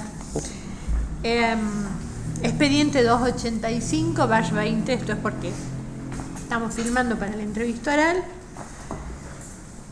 Juez del Tribunal de Impugnación, Sala 2. ¿Sí? Doctor, cuéntenos qué es el principio de congruencia. El principio de congruencia tiene que ver con la correlación entre la acusación y la sentencia. Es parte de la garantía de la defensa en juicio de un imputado de no ser sorprendido, digamos, al momento de ser condenado por un hecho. Tiene que ver fundamentalmente con la correspondencia entre los hechos. La calificación legal puede variar, digamos, a lo largo, siempre y cuando no sea una variación significativa o no implique la atribución de un hecho diferente al que le fue enrostrado al imputado. La plataforma fáctica. La plataforma fáctica. Bien, doctor. La calificación legal sí es esencialmente modificable a lo largo del proceso, hasta la etapa de la discusión final. Bien. Vamos a hacer todo cortito. Cuéntenme la diferencia entre el recurso de apelación común y la apelación especial del 538 bis. La apelación... ¿Sabe a qué me refiero? Tiene el código procesal ahí de todas formas. No, sí, el artículo 538 bis es el que regula la modalidad de casación para ser tratada de forma unipersonal, los incidentes que tienen que ver con la libertad del imputado, tanto en la etapa de la IPP como en la etapa del juicio, digamos, la manera en la que se ha previsto, y esto creo yo que le da muchísima más agilidad a la oportunidad del tratamiento del proceso, es que aunque sea interpuesto en la etapa de juicio, se lo trata como apelación, a menos que haya sido resuelta de manera colegiada por el tribunal de juicio. Entonces también la apelación deberá ser tratada de la misma manera, de forma colegiada. Bien, ¿y la apelación común? La Pues yo apelación, le dije, ¿cuál es el trámite? Veamos las diferencias. Usted sí. me acaba de decir cuál es el del 538 bis. Sí. Puede ser unipersonal, puede ser colegiada, Sí. trata la libertad. ¿Cómo es la apelación común? La apelación común se trata de manera unipersonal por el Tribunal de Impugnación y se resuelve, digamos, en los casos comunes, digamos, los que no son que tengan que ver con la libertad del imputado, se corre vista al fiscal. Eso es otra diferencia, quizá en el 538 bis tiene un término exiguo que es de 24 horas de la vista, para resolver. En el otro no, la vista se corre por el término de interposiciones de 5 días y la vista se corre por el mismo término. ¿Encuentra encuentra alguna diferencia con lo que regulaba antes el código con el recurso de apelación, el común? Porque regulaba la posibilidad de que usted interponga la apelación con casación en subsidio, digamos. con nulidad en subsidio. Con nulidad en subsidio respecto de la etapa de juicio, digamos. Correcto, sí. Doctora, así en forma muy breve. Diferencias del 119. Abuso sexual simple, abuso sexual gravemente ultrajante y abuso sexual con exceso carnal. Bueno, el artículo 119, digamos, integra estas tres figuras.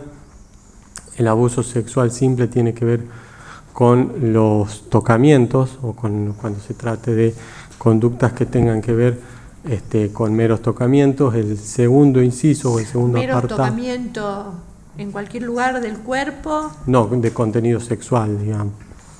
Los autores hablan de zonas pudendas. De zonas pudendas. En realidad lo que se protege, o el bien jurídico protegido, es la reserva sexual, digamos, la disponibilidad de la reserva sexual por parte de la víctima. Sexual. ¿Usted se acuerda cuál era el bien jurídicamente protegido antes? Esto para la doctora. Sí. Abud. Antes de lo de la... Antes de hablar de reserva sexual, sí, se hablaba de la...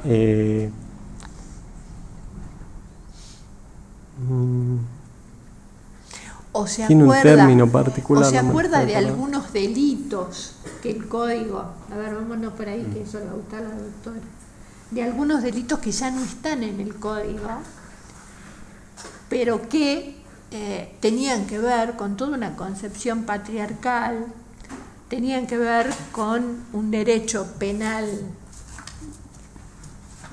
del hombre y no de la mujer. Como delitos o puntualmente con conceptos como sería... Como delitos o como elementos de algunos como el tipos elemento, bueno, delictivos. el elemento Había varios. puntualmente sí, el de la mujer honesta, digamos, era el elemento más sobresaliente sobre el cual se hacía la crítica ¿Y qué se fundamentalmente. entendía por honesta? Y tenía que ver, la honestidad, sí, la honestidad se la asociaba más que nada a la habitualidad en el trato sexual, entonces se interpretaba a la virginidad, a la falta de experiencia o escasa experiencia. Sí era un concepto que la verdad que era poco feliz.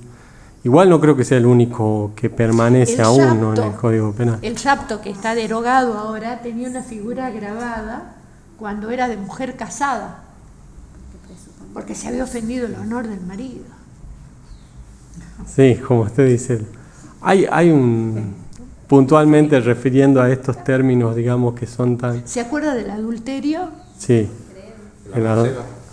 la manceba constituye, y el adulterio era solamente, podía ser pasible la mujer y no el hombre, era lo más... No, podía ser el hombre, solo que para la mujer sí, bastaba un solo acto y para el hombre tenía que ser amancebado.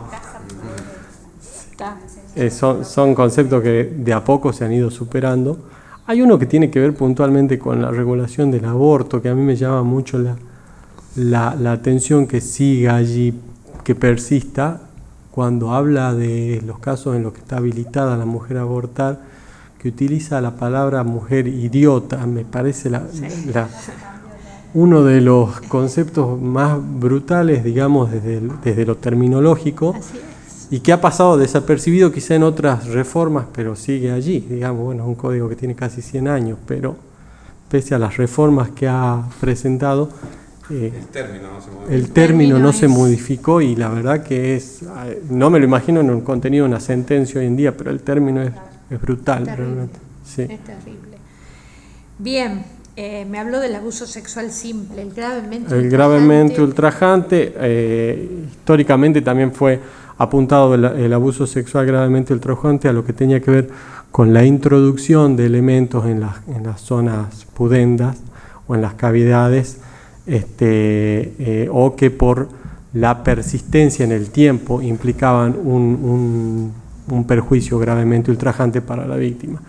Bueno, y el abuso sexual con acceso carnal, que tenía que ver ya con la introducción del miembro viril en las cavidades anal, vaginal y bucal. las agravantes. Sí. Hay una particularidad en las agravantes porque en realidad tiene una escala punitiva el código en el 119 distinta y que va agravándose. El abuso sexual simple tiene una pena, el gravemente ultrajante otra, y más grave el abuso sexual, con exceso carnal. Sin embargo, cuando hablamos de los agravantes, instituye la misma penalidad. La particularidad es esa, que el máximo es el mismo para el gravemente ultrajante que para el acceso carnal. Hay un fallo justamente de la Corte de Justicia donde hay incluso una disidencia respecto a eso de si es constitucional, que en una escala que va de grado menor a mayor, digamos, de menor a mayor, ¿cómo puede ser que dos figuras que sean tipificadas de manera diferente tengan una escala punitiva que en el máximo tenga congruencia? Sí, es entre el gravemente ultrajante y el abuso sexual con acceso carnal, el tope de la pena es el mismo. Bien, mi última pregunta. ¿Qué es el estímulo educativo de la 24660? ¿Lo conoce? El estímulo educativo tiene que ver justamente con la noción íntegra de la ley 24660, que tiende a la resociabilización. El estímulo educativo tiende justamente a través de, durante el periodo sería ya no el de observación, sino el de tratamiento, y el periodo de sociabilización, donde se procura que justamente el condenado, en aras a su resociabilización, acceda a institutos educativos, o termine el secundario, o acceda a mecanismos por los cuales también a través de las salidas transitorias empiece a resociabilizarse, o a ese periodo de monitoreo de la evolución del condenado, a través del inicio o la consumación de los estudios que tuviera y que tuvieran que ver con ese proceso, digamos. No es exactamente eso. El estímulo educativo estipula que se pueda acceder a todos los beneficios de la progresividad del régimen, llámense salidas transitorias, libertad condicional, semilibertad, libertad asistida, con periodos de tiempo de acuerdo a lo que vaya evolucionando educativamente, ¿sí? Es una suerte de recompensa al estudio primario, al estudio secundario, a profesiones que le van a ir quitando y que son acumulativas, puede llegar hasta 20 meses, artículo 140 de la 24660. Doctor. Bueno, voy a hacer uno solo ahora. Bueno, perdón. A ver, dígame, doctor, porque le estoy preguntando y no me terminan de definir exactamente todo lo que quisiera escuchar con respecto a las incompatibilidades del juez. ¿Cuáles son las incompatibilidades que tiene el juez? Así que está normativamente impuesto por ley, por la propia Constitución y por acordada. Sí, bueno, las incompatibilidades tienen que ver con la investidura propia del juez, digamos. Las incompatibilidades son las que lo vinculan a cargos políticos, a la actividad económica, a realizar tareas o actividades remuneradas de manera económica por afuera, se permite la actividad social, pero no en cargos dirigenciales, digamos. Uno puede ser socio de un club, por ejemplo, de fútbol, pero no podría ser dirigente, por ejemplo, de un club. Bueno, actividades como los juegos de azar o vinculadas a actividades que tengan que ver con participar de hechos de la vida civil, digamos, que por ahí un individuo común podría generar como que sea mal visto. Esto tiene que ver con una responsabilidad institucional quizás del juez, es decir, yo lo leí eso en el Código Iberoamericano referido a los jueces, donde se refiere a que el juez no solo debe ser, sino también debe parecer una persona íntegra, una persona con valores sociales adecuados, y las incompatibilidades de estas actividades, aunque no necesariamente estén vinculadas a una actividad ilícita, deben dar la impresión de que se trata de una persona adecuadamente o que tiene valores que le integran a la institución a la que pertenece, en este caso a la Administración de Justicia. ¿Y puede realizar una actividad profesional de su cargo? O sea, como abogado, supongamos, siendo juez. Únicamente la docencia. ¿Y qué más? Como abogado no puede, y consultorías que tengan que ver con fines científicos o que tengan que ver con la profesión desde ese lugar, desde el lugar de la pedagogía. La actividad profesional como litigar o recibir o evacuar consultas profesionales, no, es incompatible. No sé, salvo que ejerza una actividad por derecho propio. Claro. Ah, perdón, sí, obviamente. En los casos en los que creo sea. que la ley 5297 habla, ¿no es cierto?, que puedo ejercer la actividad a favor de la esposa, o sea, del cónyuge, Del cónyuge. de los hijos. Sí, la actividad en proceso propio es donde sí está permitida, pero es verdad, esa circunstancia no la tuve en cuenta, la que usted me dice en contra del cónyuge. No, a favor. A favor del cónyuge. A favor, no. No, la verdad que sí me parecía. No, está bien, yo por mi lado. Yo dejo el espacio porque ya tengo una idea del doctor, el que quiera. Yo le hago una pregunta. Bien. Doctor, una pregunta sencilla. ¿Diferencia entre aprehensión y arresto? Y el arresto tiene que ver con la actividad policial. La aprehensión es la que dicta el fiscal en el término de 24 horas en los casos en los que no se habilite la detención. La aprehensión igualmente está sujeta al control de legalidad y luego de pasado ese periodo en donde se tome la imputación cuando se trate de delitos en flagrancia, sí se puede modificar la aprehensión en detención. Esto ya con intervención justamente con el juez de garantía. En los casos de aprehensión la dispone el fiscal. Los casos de arrestos tienen que ver más que nada con la ley orgánica policial, donde se dispone como sanción la noción del arresto. El código también contempla, ¿no?, el arresto. Sí, el código procesal. ¿El arresto quién lo tiene? ¿Quién tiene facultades para el arresto? ¿Y en qué casos? Discúlpeme, doctor, ¿no? ¿En la contravención? No. Ese sería otro de los casos, sí. Podría ser una situación que se plantee, pero hay alguien que puede provocar, ¿no es cierto?, el arresto. Supongamos que a mí me mandan a hacer una medida, sí, o que hay un hecho, ¿no es cierto?, que se está produciendo en ese momento. Bien, sí lo entiendo. El personal policial tiene la posibilidad en los casos en los que se produjera un hecho en donde ante la inminencia de la pérdida de prueba o la posibilidad de que el imputado se fugare, dispone el arresto en un lugar específico por un término reducido de 6 horas. Perfecto. Pero ¿y a quiénes le puede dictar? Porque son, digamos, si hay personas, ¿no es cierto?, ¿contra quién le tiene que decir que no se contacten entre ellos? Contra todos los que intervienen o que se encontraban presentes en ese momento.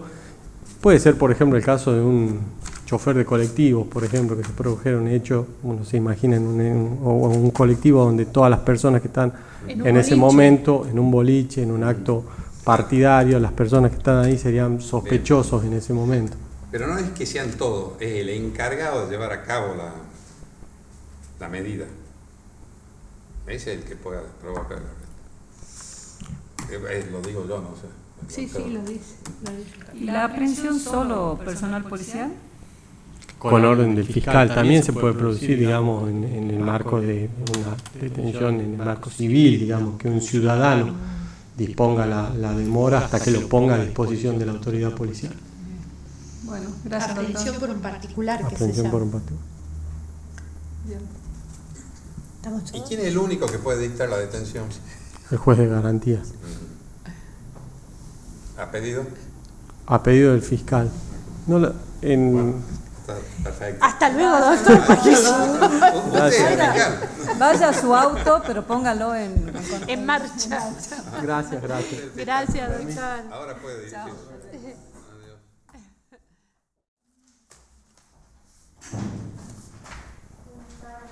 Buenas tardes, doctora. Hola, doctora. Buenas tardes. ¿Qué tal? Es la última. No la teníamos en cuenta. Alguien dijo de que esta era la última. Yo ya ni sabía. No habíamos terminado. ¿Hace rato que está? Y yo tenía 6 menos 10, pero... Es habitual, digamos. Siempre se pasa. ¿Tú juras? No, bueno. Es que está el doctor Mariño. ¿Qué está haciendo? Ya me está tirándome todos los galgos. Doctora María preocúpese Elisa porque soy el Rodríguez. que más pregunta, dice. ¿Así dice? Bueno, están diciendo, pero usted no sabe que lo que yo tengo al lado. ¿No es cierto? Bueno, si así empezamos, doctor, con la carta de presentación. No se preocupe. Bueno, no hay problema. Bien, doctora María Edith Rodríguez, entrevista oral, concurso 285/20, juez del Tribunal de Impugnación, Sala 2. Así es, doctora. Así es, doctora Rodríguez. Cuénteme, a ver, ¿qué me puede decir de la instancia de aclaratoria? Bueno, el recurso de aclaratoria en sí, no sé si está previsto como un recurso, pero es en Como sí, instancia. como instancia, es un remedio que tienen las partes para pedirle al tribunal que aclare sobre algunas cuestiones que pueden haber surgido del auto del resolutivo o de una sentencia que puede ser definitiva o resolutoria, que no haga en sí variar la sustancia de lo que es la sentencia. Por ejemplo, errores formales, materiales, que pueden ser, a modo de ejemplo, un nombre, un DNI incorrecto o algún error formal que pueda tener, pero que no haga variar sustancialmente, digamos, la motivación, la interpretación del derecho o de la norma que se ha aplicado o la valoración de la prueba. Es una instancia, un instrumento a favor de las partes y el juez puede... También puede de oficio, por supuesto, debe, no es que puede, al advertir el error lo debiera hacer aún de oficio, exactamente. Se lo toma, digamos, como un remedio de corrección meramente formal. Bien. Doctora, ¿qué me puede decir del principio de congruencia? Bien. ¿Qué podemos decir del principio de congruencia? El principio de congruencia sí está regulado, digamos, en nuestro Código Procesal, pero creo que en la práctica está regulado en algunos aspectos, pero creo que la práctica debe tenerse presente siempre desde el inicio del proceso. El principio de congruencia básicamente, ¿qué es lo que establece? En la parte de la sentencia. En la parte de la sentencia de juicio, exactamente, vamos a, desde la requisitoria fiscal, el hecho, digamos, la plataforma fáctica debe coincidir y debe corresponderse con la sentencia que en última instancia se culmine. O sea, el hecho, la acusación la sentencia debe contener todo el hecho no es variable, lo que puede variar es el nomis iuris, pero el hecho no es variable y ahí es donde se pone el análisis del principio de congruencia. En la práctica yo lo veo, digamos desde mi función, y por eso digo debe aplicarse en todo el proceso, porque muchas veces pasa que desde la imputación hasta el acto de requisitoria fiscal, que es un control que debe hacer el juez de garantía, básicamente en la etapa del artículo 435, se advierte que la imputación no es congruente con el hecho. Entonces, ahí también, si bien, digamos, no hay una regulación específica de nuestro Código Procesal, pero creo que es un principio que es amplio, que ya la Corte Interamericana se ha expedido al respecto y demás, y que debe ser visible para cualquier instancia procesal, mucho más en materia penal. Porque ¿a qué atiende? ¿Cuál es el fundamento? ¿Qué pretende garantizar? Por supuesto que el derecho de defensa en juicio. El derecho de defensa en juicio es el principal, digamos, derecho que debe tener el imputado que está transitando por eso le digo yo, si bien no está regulado específicamente en todas las instancias, pero cuando le hacemos conocer la acusación, le tenemos que hacer conocer la misma acusación por los mismos hechos, por lo cual el fiscal oportunamente en el momento de que decretó la apertura, le hizo conocer cuáles eran esos hechos. Después, bueno, discutamos el tema de la calificación legal y demás, pero los hechos deben estar alcanzados por todo, porque si no ataca el derecho de defensa. Y de hecho, en la parte de juicio, cuando usted me pregunta específicamente eso, hay varios artículos en donde dice qué pasa si el hecho es diverso, qué pasa si se amplía la acusación, ¿Qué pasa cuando los jueces O advierten? sea, adelante, que seguro por acá ya le van a juntar sobre Bueno, las yo les cosas que sintetizo. tenemos. Les sintetizo. Pregunten otra entonces, porque ya me parece que va. Doctora, Sí. cuénteme del abuso sexual simple, el abuso sexual gravemente ultrajante y el abuso sexual con acceso carnal del 119. Bueno, el 119 ha sido modificado en este aspecto. Creo que la última reforma, si no me equivoco, en el abuso gravemente ultrajante, en el año 2015, fue la última reforma porque básicamente estaba la primera parte del artículo 119 que preveía las situaciones, digamos, de abuso sexual, bueno, hacia menores y demás, todo como la norma lo describe, y después el grave problema que se tenía, que en ese entonces no era ley, no estaba como tipificado en el Código Penal, pero se introdujo la agravante en el segundo párrafo, si mal no recuerdo porque es medio largo, introduciendo, digamos, cualquier otro elemento, digamos, como medios de acceso carnal, que no sea solamente vía anal o vaginal o con cualquier otro elemento que pueda ser introducido. Bueno, el abuso sexual tiene distintas variables cuando es cometido, digamos, tenemos acá, digamos, cuando es cometido agravantes cuando son miembros de culto, agravantes cuando son curadores o están bajo la guarda, agravantes cuando están cuando son menores de edad. Bueno, tenemos todas las calificaciones y en base a eso el artículo 19 prevé las distintas escalas penales. Cuando por las circunstancias también hayan dejado un grave daño psíquico en la salud o en la salud de los menores o de la persona, digamos, víctima, si se quiere. Doctora, ¿cuáles son las diferencias entre el recurso de apelación común y la apelación del 538 bis? Bien, bueno, el artículo 538 bis ha sido digamos, entre las últimas reformas de nuestro Código Procesal Penal, ha sido introducido recientemente justamente para atender a la urgencia y para simplificar los trámites procesales en cuestiones atinentes a la libertad. Por eso es que dice que el 538 dice en cualquier estado del proceso, porque antes de este artículo se entendía, o la vía que el código habilitaba, digamos, para una instancia revisora, ante un pedido de revisión en cuestiones de libertad durante, digamos, en el proceso de juicio ya, estaba prevista la casación. Entonces esto se hizo para una forma de simplificar primero los pasos, con menos trámites previos, y lo dice claramente en cualquier estado del proceso. El artículo 500... ¿Solamente cuestiones de la libertad? Sí, como cuestiones de la libertad, sí.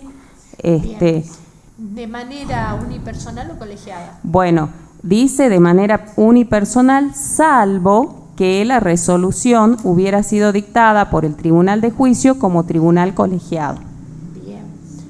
La apelación común, en cambio. La apelación común es un recurso que tiene que revisar el Tribunal de Impugnación ante las decisiones de los jueces de garantías o del juez de ejecución. Bien. Es un medio ordinario del recurso, como lo establece la doctrina, la distinción. ¿Unipersonal o colegiada? No, la apelación es unipersonal, Bien. Bien. Doctora, vamos a ir con la pregunta que le hemos hecho a los demás concursantes. Dígame las incompatibilidades del juez. Las incompatibilidades, ¿en qué sentido? En el sentido, digamos, del cargo que usted ocupa, ¿no es cierto? ¿Qué es lo que no debería o qué podría hacer? Digamos, más bien para un código de ética. Primero, las incompatibilidades legales, constitucionalmente el juez no puede ejercer la profesión, el juez no puede tampoco ejercer la actividad comercial, y la única, digamos, alternativa, o si se quiere, trabajo paralelo que puede realizar son situaciones académicas, cuestiones académicas. Y después tenemos las incompatibilidades éticas, que en estos momentos del día de lo que vivimos son muchas, digamos, cada vez son más, porque son las exigencias que nos piden como un mejor juez, digamos, de acuerdo a la incorporación de el Código Iberoamericano de Derecho de Ética, que está, digamos, incorporado por acordada en nuestra justicia provincial. Y bueno, ahí podemos hablar ya más bien de incompatibilidades, de idoneidades, idoneidad de ética, idoneidad gerencial, idoneidad, por supuesto, técnica, pero las incompatibilidades son esas. El juez no puede más que ejercer su función de juez y como actividad alternativa una actividad académica. Bien. Hay una excepción en la ley de colegiatura, creo que es en que el juez puede litigar. Ah, por los actos propios. De hecho, lo hice yo, sí, por los actos propios, sí, exactamente, cuando son causas propias. Bien. Sí, Doctora, ¿qué es el homicidio transversal? Bueno, transversal, vinculado ya a una cuestión de violencia de género. Podría decirle o definírselo como una cuestión, digamos, ampliando el concepto de identidad de género desde el punto de vista, no desde lo biológico y lo humano, sino de el reconocimiento de los derechos, si se quieren decir hombre o mujer. Entonces, desde ese ámbito y situándonos en ese ámbito, el homicidio transversal, no importa si se da de hombre o de mujer a mujer en cuanto al aspecto biológico, sino ante el reconocimiento de los derechos que esa persona se decida, digamos, tener legalmente como su identidad. ¿A esa va la pregunta? No, creo que está confundida. Sí, me parece que sí. Está confundida porque es el inciso. Con la identidad de género usted tomó el concepto transversal, si me permitís. Sí. Por una cuestión de identidad de género. Sí. En realidad la doctora le está preguntando el homicidio transversal del artículo 80, inciso 11 del Código Penal. Del Código Penal. 11 es el de cuestión de violencia. 11 o 12. El 11 es el femicidio y el 12, es el transversal, que no tiene nada que ver con, también llamado homicidio en la línea de fuego, homicidio para causar sufrimiento, el 12. Me dice, claro, yo lo tomé al, claro. Ay, sí. Sí, no, el homicidio transversal es cuando se produce, si bien no se produce el homicidio, puede darse, creo que la Corte lo dijo ya, puede darse cuando se puede dar en situaciones de actos sexuales o ante falta de actos sexuales, o cuando se puede dar también de causar un daño a un tercero porque ese tercero ocasiona el sufrimiento. Por ejemplo, matar haciéndolo crudo, matar a un hijo porque sabe el sufrimiento que puede tener la madre en relación, darle un hostigamiento psicológico, si se quiere, un sufrimiento psicológico, pero transversalmente llega a la idea de que el daño es para la víctima y es de prisión perpetua.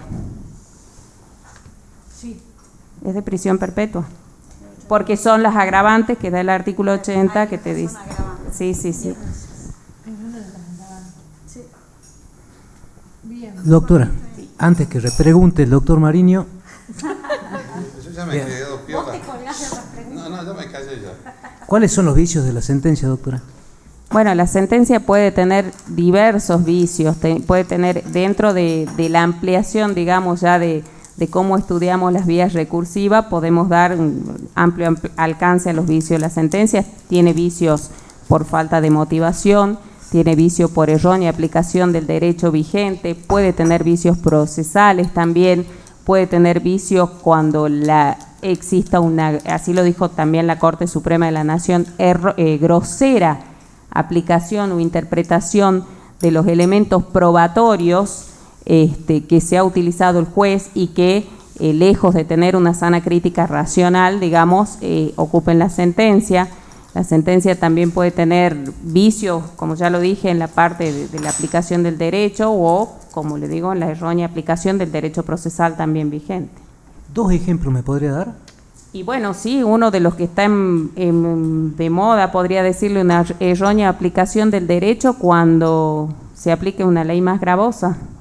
Y esa ley más gravosa surge entre el intermedio de la comisión del hecho delictivo y el dictado de la sentencia, una ley penal más benigna que esté más o menos con el tema del abuso sexual que hablábamos recién, que podría ser, digamos, que se aplique una ley penal más gravosa, un grosero vicio, digamos, de una sentencia, de errónea aplicación del derecho.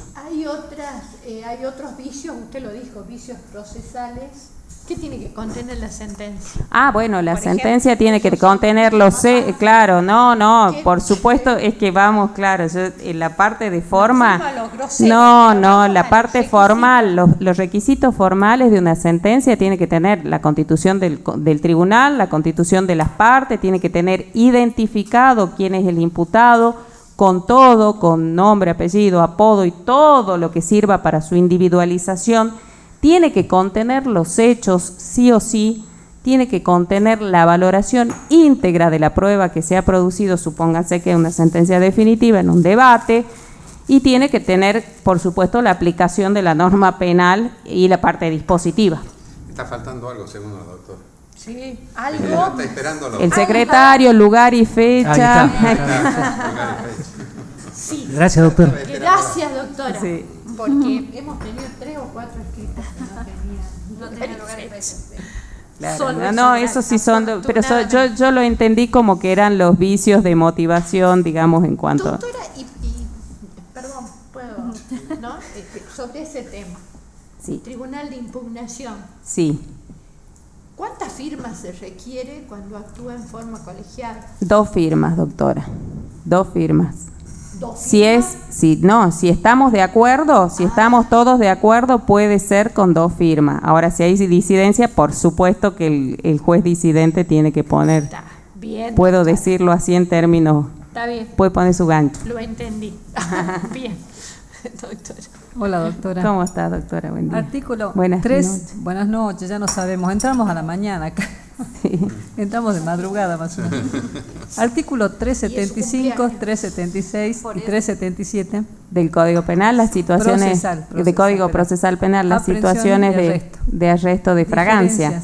Diferencias, ¿me puede decir? ¿De cuál? ¿De aprehensión y de arresto? Y de aprehensión. Bien, el artículo 375 establece los arrestos para los particulares. Cuando estamos ante los primeros hechos de los delitos, supóngase que creo que el mismo artículo lo da como ejemplo, ante una situación de un robo o de un hurto adentro de un colectivo. Faculta a los particulares, digamos, en esa instancia, a poder, si se quiere, arrestar o dejar en un statu quo como para ver las primeras medidas que se tomen y, por supuesto, dar aviso inmediato al fiscal y en nuestro Código Procesal también, después de las 6 horas, al juez de garantía. Y arresto, sí, el arresto. Sí. ¿Y qué más me preguntó? Aprehensión. Pero respecto del arresto, lo que me está planteando es la parte infine del artículo. Sí. En la parte previa, cuando habla de acción pública, de delito de acción pública, sí, que habla de la autoridad, no del particular. Claro, puede ser por la autoridad pública o por los particulares. Claro, bueno, yo se lo dije a modo de ejemplo, como lo dice el mismo artículo, pero puede ser, sí, cualquier autoridad pública. De hecho, la policía tiene la facultad de arresto no más del tiempo de 6 horas, digamos. Y la aprehensión es por las cuestiones de fragancia. Tenemos fragancia cuando está haciendo, digamos, se lo advierte en modo fragante en el momento de la comisión del hecho, que es la fragancia propiamente dicha, y la doctrina también distingue la fragancia ficta o la fragancia cuando van dejando los objetos o rastros del delito, los momentos coetáneos posteriores, digamos, que abarcan la cuasifragancia o la fragancia ficta, digamos, en ese momento ulterior. Última pregunta, ¿quién puede aprender? Y pueden aprender también los particulares y pueden aprender la policía, pero dentro de como les digo, de los primeros momentos de la comisión del hecho delictivo. Perfecto. A las 6 horas, digamos, porque eso es una cuestión constitucional, que es una privación, como si se quiere, desde lo mínimo a lo máximo, no deja de ser una privación ilegítima de la libertad, entonces tiene que ser muy excepcional y se tiene que demostrar, digamos, que realmente se den los casos de fragancia o se den los primeros momentos. Y con una comunicación inmediata. Inmediata. Lo que nos sucede en la práctica es que en en las consultas telefónicas todas las comunicaciones inmediatas son a las 6 menos 5 horas, digamos, pero la comunicación debe ser inmediata. Bien, gracias, doctora. Bien. Bueno. Ya está desocupada, doctora. Bueno, para les acá. agradezco mucho. No. Ya soy la última, así que pueden descansar. Así lo haremos. Usted por la paciencia.